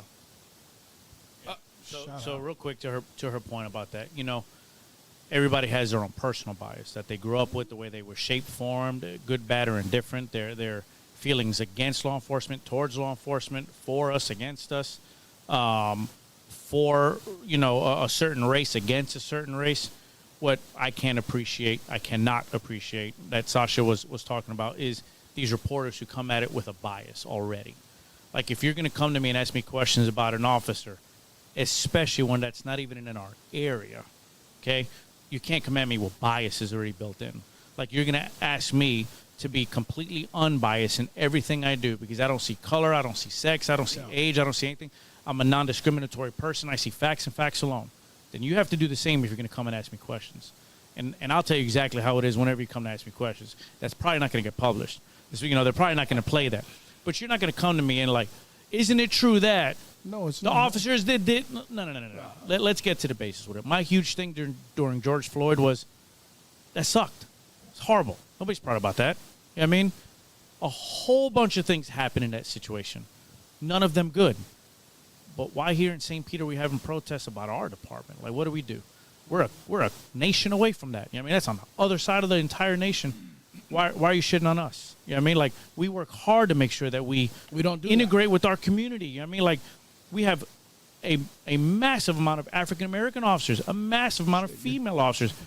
Our chief, and our assistant chief, and our mayor. Like, we take pride in being a massively diverse agency. That we take pride in going into the community that does not typically like police and say, hey, we're just like you. You know, same people, different shade, but we're all humans, man. You know what I mean? And the best thing and the best way to understand that is to talk to one of us. You know what I mean? Like, if the only thing you're doing is going off of what the media portrays, that's unfair. You know what I mean? Like, I'm not sitting here, treat us nice because we're really good people. Treat us fair. Treat us for who we are, not what the media says. Right. You can't go off of, you know, the bad cops you see on the media, because, listen, there are hundreds of thousands of police officers every single day, 24 hours a day, 7 days a week on those streets. And let's say it's even once a week you hear about a bad cop. Think about how many hours in a day, how many weeks in a month, months in a year, and you hear, and I'm saying one a week is probably more, maybe one a month. That's hundreds upon hundreds of thousands of officers every day doing the right thing. So, like, hey, you don't talk about you don't talk about the teacher who molested her child and say, let's get rid of all teachers. All teachers are hard bad. Yeah. Hey, this one priest who did this, all priests are bad. Like Sasha said, like I've said before, we hire from the human race. We do our damnedest to weed those people out. Okay? Race, that's wild. You know what I mean? Like, to have a racist anything in you is wild. You know what I mean? Like, we're all humans. Especially if you claim to know God. Facts. Yo, if you claim to know God, you can't talk about it. Listen, if you claim to know God and you have an issue with race, come holler at me, because I promise I'm going to hurt your feelings. I'll teach you. I don't know who you're I promise before I talk to you, I'm going to pray that the Holy Spirit give you discernment, because I'm about to eat your lunch. But it's we all bleed red. That was the great thing about the military, right? My best friend in the military is Damian Kirby. Shout out D from Detroit. Love my guy. If anything happened to him, you don't think I was going to drag that dude out of there and make sure that I would catch every bullet I needed to make sure that he lived, and I know he would do the same. You know what I mean? So it's crazy to think that in 2025 that the media constantly portrays that. Yeah. Are there still podunk agencies and podunk US that still feel that way? Absolutely. Man. Yeah. And you know what that is? That's a hard thing. That's a human thing. No. That's a God needs to get with you type thing.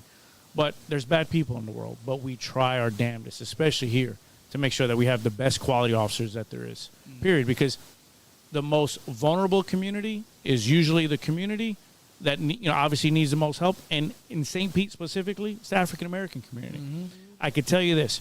When somebody calls 911, the question is never asked, what race are you? Yeah, you need to get here quick. When that priority call pops up on my screen, I don't scroll and look to see the race of the individual because that's going to stipulate how fast I drive to that call. Mm-hmm. When I see an armed robbery or a homicide, my right foot is hitting that gas pedal as fast as I can go to get there to make sure that we're there to provide that safety and provide that security and provide that lifeline to that individual that's in need. Race isn't an issue. You know what I mean? What I wish would happen is that there would be a collaboration with organizations like the NAACP and us, Suncoast PBA. Let's talk about how children, 16, 17, who are driving should deal with a cop when they get pulled over. Mm-hmm. Teach them. Right? Teach them. I would love for that to be part of the getting your driver's license. Right. Hey, listen, I could tell you this, and this is not, oh, he's a cop, so of course he's going to say that. All of you have kids, no kids, aunties, uncles, or have kids, right? Mm-hmm. Y'all, I'm sure, don't raise them this way, but you see the kids that your kids are friends with, there's an anti-authority thing coming, right? Where I don't got to listen to you. You ain't my mama. You ain't my... Like, hold on a second. When a police officer pulls you over, let's say just for something simple as you ran a red light. We don't know who we're encountering. We have no idea. You could be a homicide suspect. On the run. We have no idea. You could be grandma who's getting tired and just ran a red light because you're just getting tired. So we approach every car with caution. So when the unwillingness to roll down your window, the unwillingness to turn on the dome light in the car, the unwillingness to just give us your license, all that does is heighten our security. Like, oh, well, what's happening?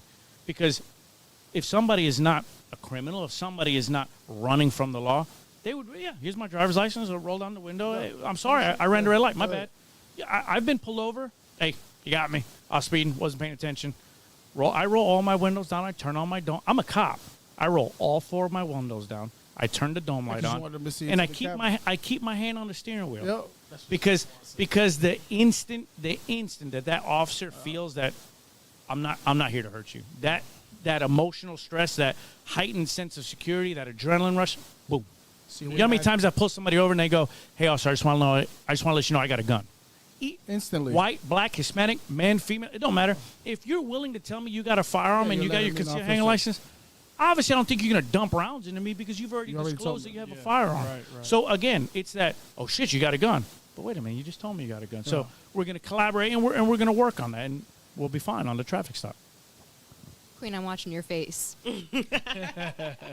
I was just curious what was in your head when John was talking. Oh no, like just while he was speaking, I mean, I agree with a bunch of what you said, and I really feel like I understand what you're saying, what you can do as far as law enforcement. And I feel like the second part of that falls back on us as a community to make sure that we are teaching our youth how to interact with police officers, because we are in a society where social media just runs everything. Yeah. And it's sad to say, but all you see on social media is the negative. Yeah. So, outreach. Right. They need an outreach. And like they need a positive, like a positive influence to be able to teach them, okay, like police aren't bad. Like you said before, there's good this, bad this. But I mean, everything you were saying, it led me to a question that as far as the PBA is concerned, is there anything as far as resources? Because I'm thinking about like the African American officers, Mm-hmm. are there any resources that are tailored specifically to them? So in St. Pete specifically, the city along with the agency has collaborated for the African American community. They have something called Men in the Making. Okay.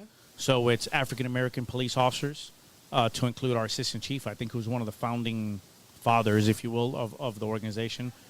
Antonio Gilliam, Chief Tony Gilliam. What up? And then he was my first sergeant. I was his first solo probationary officer. He was my street crimes lieutenant. He was my lieutenant when I was in street crimes and my major. That's my guy. African-American male from Tallahassee, hella rough childhood. And he helped with Major Shakir Miller, Major First, retired assistant police chief and police chief of Florida, of Pinellas County Schools, Luke Williams. These men in law enforcement positions realize that there's an issue. They identified an issue within their community. They realized that a fatherless home is creating some anti-authority issues. So they filled that gap. They were the men for those kids in that gap that fulfilled that or provided that male-dominated figure, of authority, and one you could talk to and relate to and go play basketball with and go hang out with. So what's cool about that organization is they just went out. They went out, they went to dinners, they went bowling, they just hung out, they played basketball. But then they flipped after the kids had fun and they got all tired. He said, let's talk about how you interact with law enforcement. Let's talk. That's important. Nobody, listen, I'm telling you. I know I keep going back to the military. I served in combat. Nobody wants to come here and take a life. Nobody. Nobody wants to come here and wants to take a life. Do we all know that that's a possibility any given day? We are reactionary, right? Like, you're hard pressed. And I would say, please show me a video of a normal traffic stop where the officer doesn't already have information based on this person that you're pulling over. Has he got a warrant? He's a homicide suspect. I take down homicide suspects once a week. You know what I mean? It's that homicide gets probable cause for somebody. Hey, we got video. We got the fingerprints. The DNA came back. They're driving this car. Pull them over. So to the untrained person who has no idea, who sees a traffic stop occurring, and they're like, why is this officer running to the car with his gun out and ripping this guy out of the car? That's a homicide suspect. Yeah, he killed somebody. We're not stopping him just because he ran a red light. We're waiting to the most advantageous time, tactical time, to take this person out because they killed somebody. And they can kill me. Correct. They killed somebody. And Correct. They can kill me. And But 99.9% of the... you don't see that. You He don't just No, went live. you don't know. That's And you don't know why the officers are doing that stop. I could tell you, if somebody runs a traffic light, if somebody is speeding, if somebody fails to signal, my gun doesn't come out of my holster. Like, I'm like, hey, do you know why I'm pulling you over? Yeah, I ran that red light. All right, give me your license. If you don't got a warrant, I'm giving you a warning. It's a warning. That's it. That's it. Listen, let me take a thing to say. There's no such thing as quotas in Florida. So don't think that the cops are doing a You ain't got the end of the month quota. no, zero. I want that to be clear because I've always been told. Lou, that my whole it's life. illegal to have a quota in the state of Florida. Okay, so when illegal. somebody tells me, "Hey, man, it's the end of the month," Now, these no, police are False. out here trying to reach False. their quota. now False. y'all do. I'm glad do you like said the, that. The False. click it or ticket, like I had who was it? So what It's they not- do is they it's do- not a let's pull you over, but if it's hey, if you see it as zero tolerance, pull Correct. over. So they do traffic initiatives. They do like safety initiatives. So in St. Pete, especially on Gandy, we have a lot of people who race there. So what we'll do is, but listen to this: we put it on social media. Hey, Friday, this day, Public. It's we're public gonna information. be out there enforcing speeding. And you're still stupid enough to do it. Correct. So then you're gonna get a ticket. Yeah. But there is no quotas. Lou. No quotas. Let that be clear. There used to be, for sure. So it was a thing at one time. Okay. Used to be, but no more. Hold on. Back to your point about the men in making. I don't want to skip over that. I'm gonna touch on that. We partnered with the city council member, the Suncoast PBA, to do a POPS program, police and preschoolers. So we got out there to preschool kids, read them books, hung out with them, showed them what it is to be a cop. As a canine officer, I work day shift now. I do a demo once a month. So we go to these schools, all schools, north side, south side, black, white, don't matter. Go to schools, provide demos, let the kids talk to us about what it is to be a police officer. We we help the, what's the St. Pete, the city thing that the St. No, you're good. You're good. You're good. St. Pete Leadership. Leadership St. Pete. Leadership St. Pete.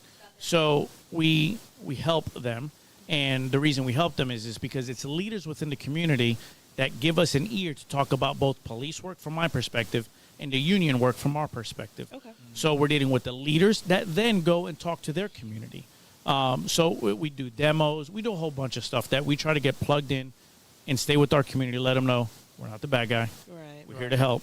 If something happens, come to us. You know what I hate, and I'm about to pass it to Sasha because she's going to smack me, is, and please don't do this as a parent. I'm looking at the camera if the camera's working. I know what you're going to say. Do not see me at Walmart, at Publix, or anywhere and tell your child that I'm going to arrest you. If you don't behave, he's going to take you to jail. You Don't read my do mind. that. Putting that fear into Don't do Read that my mind. because now the cop's scared of me or now the kid's scared of me. Right. Why? Why do that? Oh, if you don't behave, he's going to take you to jail. Time out. Be a mom. Be a dad. You do that. That's, You talking to the people right now. that's your kid. Don't put that on me because then that kid's going to resent me. Yeah. forever. If something happens, I need that kid to call me, not hate me and think I'm going to take him to jail. That's crazy. Right. Yeah. I had 2 extra thoughts. One, I'm like looking at you because you need to tell me if I'm going too far. Okay? But just, Sasha, like personal thought on this. I think all of those programs are so important. And I want to talk about the call program too that St. Pete's done because I think that ties into like a broader conversation. But all of these programs are seeds, right? They're tiny pieces. And it would be inauthentic, and I'll say it for me, not to say there are good reasons why communities of color are afraid of law enforcement. They are generational reasons why communities that are disenfranchised and poor are afraid of law enforcement. If my grandmother had told me stories about her getting hosed and dogs released on her when she was in a peaceful protest, I would have that knowledge because my grandmother is a credible person to me. Absolutely. So we're not here to say that law enforcement is perfect, and we're not here to say that the history of law enforcement in the United States is perfect. It's far from it. And he's reformed. It's Yeah. far from it. And all of these programs are us, these 1980s babies, saying that wasn't us. Yeah. It did happen. And we know We're not it here happened. to gaslight and say that it didn't, but we are here to say treat each of these people as an individual. When you interact with a law enforcement officer, know that John, who grew up in the Bronx with every shade of white, tan, and brown, has his own history, his own experiences, his own stuff, right? And you each have your own stuff. You're not homogenous. I have my own stuff, right? Homogenous. You're welcome. Hey, You write it down. Hey, We'll make you Siri. an index card. But having these conversations from a place of authenticity and not being afraid to say them is what makes law enforcement better. And it's one of the things that I'm proud that we do, and I'm proud that we give each other the space to be who we are and to represent like different backgrounds and different perspectives, because all of these programs, they're not just in place because it's like cute. Do you know what I mean? They're in place because there was stuff there. Yeah, Right. we acknowledged it. Yeah. Yeah. So the call program, real quick to touch on that. I was the first union. We were the first union. I was the first union president to be in collaboration with our city to create a program that pulled police officers from non-criminal calls. Why send a police officer whose only method of dealing with things is talking for a second and then escalating to an arrest, or you come at me with violence and me reciprocating and responding to that. If somebody's going to a mental health crisis, they don't need to see somebody with a gun and a badge. They need to see a mental health professional. So we created a program. We sponsored and were a proponent of pushing a program, which I sold and communicated to my membership that this is going to relieve us about 1,200 calls a year. Oh, wow. We don't need to be going to people's homes because their kid doesn't want to go to school. Why are you sending a police officer to somebody's house to snatch up a little kid because he don't want to go to school for truancy? Send a social worker to that. That's not my... Yeah, it's a mom and dad problem. That's not my job. Right. But they used to send us to it. Why? Because we were 24/7, 365 fix-all. When those places were closed, they called us and we responded. Or a mental health issue. Not a nonviolent, not a suicidal, but I need help. I'm not taking my medicine. I'm hearing voices. I'm seeing things. Yeah. I don't know if I want to hurt myself. Why send a cop to that? The only thing we can do is Baker correct you. Send a therapist. Send a therapist to that. So we have a program that we partnered with, and they do that. And in the very beginning, it was teamed up. They were riding with the police officer, and now we know when they get dispatched, and we monitor that call. So if at any point it turns violent, we dispatch a police officer there. If there's any tone of violence to it, of course we're going to still send a police officer there. We can't send a social worker to get hurt. Right. But people were trying to sell it as we were defunding the police by that because we were not getting paid. We were cutting resources away from law enforcement because we wanted this program out there.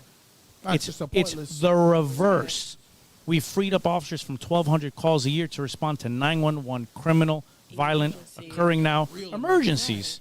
So it was great. Like my membership in the beginning was very hesitant. Oh, we're going to put social workers in here. They're going to get killed. But that's None what of them have been they're killed. trained for. Correct. None of them have been hurt. It's just they didn't know, and it was something new that our profession was experiencing. They're like, oh, because you have the defund movement out there, they thought, oh, this is defunding the police. They're going to do away with us. And no, it's a group of certified professionals doing something that they should know. Now, let me get back to something earlier about cultural stuff. Okay? I wasn't always a cop. I wasn't always on the side of law enforcement. Yeah, we've heard the stories, man. Fuss on there said, who Hold would ever guess that? Old Johnathan Vazquez. Who said that? Rufus Nelson. Ooh. Hey, tell him. John. Hey, tell him. Plead the fifth on everything. He said he's happy to see you. He said he's very proud. Yeah. of you. There's a couple Rufus, of my dude, man. Blaze. Rufus, my dude. Yeah. Oh, Johnny Blaze. That was my nickname. Hey, but let me tell you this. I dabbled on the other side. Okay, believe me. Talk about fighting and doing some gangster shit. Yeah. Right? Allegedly. Yeah, I was about that life. Yeah. Okay. Was it because you're short? Yes, 100%. What it was I was quick to spark anybody. So they were like, we'll send the smallest guy out there. Yeah. And, you got your biggest guy, and I don't talk. You're going to come up and start talking about, I want to do that. Nah, bop, and I'm just going to hit you. Punch him in his mouth, man. Yeah, go. So that was young me. But let me tell you, like, culturally, okay? Like, I grew up in the culture. You know what I mean? Like, that was my life. People can attest to it, and I won't go any further. What I can't understand, and it still bothers me, and I never understood it even then, is and I'll say we, because the Puerto Rican community does it too. We'll have a T-shirt. Free Pablo. What did Pablo do? Pablo killed people. Yeah, raped 4 kids. Pablo murdered somebody. He raped somebody. Oh, free Petey. Free this. 12 got me effed up. They did it. What are we doing? Why are we putting on a pedestal somebody who took somebody's life, somebody who raped somebody who did like this egregious, violent act? Why are we doing that? Like, born and raised in hip hop. You know what I mean? Nas is the greatest artist out there. There's no argument. I don't want to hear it. Nas, the most lyrical person out there. Jay-Z's the best selling. Can't argue that. Nas is the most lyrical. All right. So away from that. But the culture that I grew up in, the music that I grew up listening to, wasn't always law enforcement friendly. And now as an adult, I'm like, man, like, we're not the enemy. We're not the bad guy. Like, slinging crack to your community and causing your community to be poisoned is not dope. That's not cool. That's not what it's about. You shouldn't free Pablo, Pookie, Jr., whoever's on the street doing that. Like, why would we celebrate that? You know what I mean? Like, we're out there trying to make sure that your kids can play in the front yard without worrying about a drive-by because your next-door neighbor sells dope and the jack boy is going to come get him. Yeah. Listen, in St. Pete, it's not all, it's not all sunshine and flowers. You know what I mean? There's a dope element in St. Pete in they're murdering people. Back in my day, and I feel like I'm old head saying this, we had an issue. We had beef. We squabbled. We fought. We threw hands. And either we weren't friends after that, but we were okay, or we shook hands and were like, we might be friends after that. There's many of friends that I fought that are some of my great friends now. It's not all about, oh, you did me wrong, I'm going to go shoot your house up. Because you know what happens 90% of the time? I don't kill him. Somebody else does. I kill your kid who's sleeping in your house because my boy was doing 35 and I just let the K spray and I killed somebody. Right. And it's not, we got a girl in St. Pete, Paris Hilton, I believe she was 8 years old. She got killed because of drive-by. The house was 2 houses down. They got the wrong and then what happened? free old boy who did the shooting. Like, what are we Why? talking about? 8-year-old girl was Yeah, killed. why? It's definitely something that We have to switch that in the culture, man. Yeah, We yeah. have And to. I've noticed some, small movements towards that. That's good. We need that more. Yeah, definitely need to push on that. That's what we're doing. Yeah. You're doing that This right is now. what we're Hey, doing listen, right now. let's flip Bro, this. straight I'm up. the podcast, guys. I'm running this right now. So John's running this, not Lou anymore. I gotta tip my hat to you guys. You guys are doing what I think is needed. You guys aren't highlighting law enforcement as the end-all, be-all, the greatest thing in the world. We're knights in shining armor. You're giving us the opportunity to talk about the real-life law enforcement and how we're trying to help and be of the side and on the side of change, right? Everybody talks about change. We want that change just as much as you guys, I promise you. And when I say you guys, I mean the civilian population, right? We want us to be in harmony with one another because that means my guys come home safe. Right. That means there's not that added stress on both sides. Right. On a son that I pulled over whose dad had a beef and an issue with cops in the years, I don't want him to think that John Vazquez, am I going to have the same beef with you? Cat, I'm pulling you over because your license plate lights out or your license plate fell off or it's expired. First of all, I'm canine, so I don't pull anybody over. I ain't got time for that. Yeah. But, I applaud y'all for doing this because not many people, especially in the culture that y'all are in, right, hip-hop and in Polk County, aren't going to give us the opportunity to come and talk about this. Yeah. You have somebody in law enforcement. I believe a family member. That's one of my members. Shout out. I'm not going to put no names out there, but shout out. You got family in law enforcement in the military. I'm sure you know somebody in your family my father in the law enforcement. Sergeant first class, retired sergeant first class. So what I appreciate is you guys giving us the opportunity not to set the record straight, but to listen to us and see our hearts and see our mind. Yeah, for sure. Well, Because one thing, I have to cut go you ahead. off, No, go ahead. and we'll wrap it up. So, one thing we like to do on this platform is get both sides of the story. Facts. Yes, this is hip hop culture, and we deal with that side of it. But This is part of the we're culture. also here Yeah. to, show the other side. Facts. And we just want to thank you guys, Sasha. Thank you for taking the time out. Absolutely. I know you're a busy mom and a busy lady out here, and we appreciate you taking the time out to sit down with us, John. You already know what it is. Yeah, I got you. We family, You to man, sleep and time. we appreciate you guys. I should have been asleep by If there's any, 7:30. if there's anything else we missed in rapping, Facts. Very fast. Sasha okay, got very- something. Very fast. Very important to us always to say this is a culture and community where if you are in poverty, if your parents are not going to be able to make opportunity for you, think about law enforcement. If you Facts. think it's not working, think about it. Do an Explorer program at school. Call John Vazquez. He picks up his cell phone all the time. And let's talk about, let me show you I'm gonna pay change my charts. career. This is not a way to become, you're not driving a Ferrari, being a police officer, but you can buy a nice house in Polk County. Yeah. You can I don't know about pay for your Polk kid. County. Maybe not in Pinellas, but to you go can to buy a house. You can be the first person in your family that pays off your mortgage. You can be the Right. first person in your family who goes to college for free because law enforcement agencies will pay for you to get your degrees. Breaking So generational this is cycles. It's an opportunity for people to make their own money, have their own dignity that doesn't require the old ways of doing it. Right. Right? There's ways to make cash and there's ways to make a career.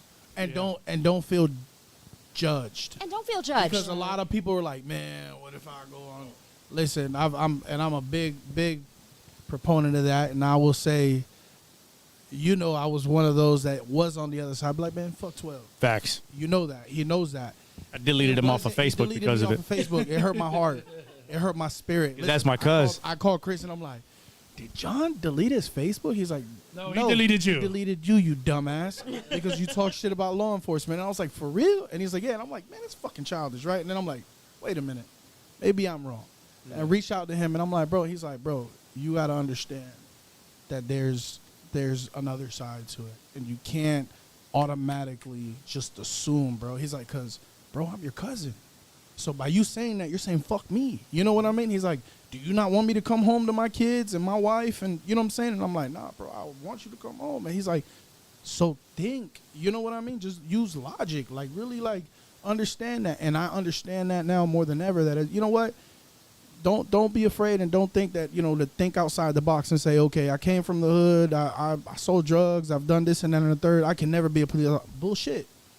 You could be that change in your family. You can change your generation's after Break the use cycles. line. You know what I mean? And that's what we Break the want. cycle. Like I don't want, and I'm not talking crap about any police officer who is this, but I don't necessarily want the police officer who has no life experience at 21 years old, has finished college, they're great academically, and they become a cop.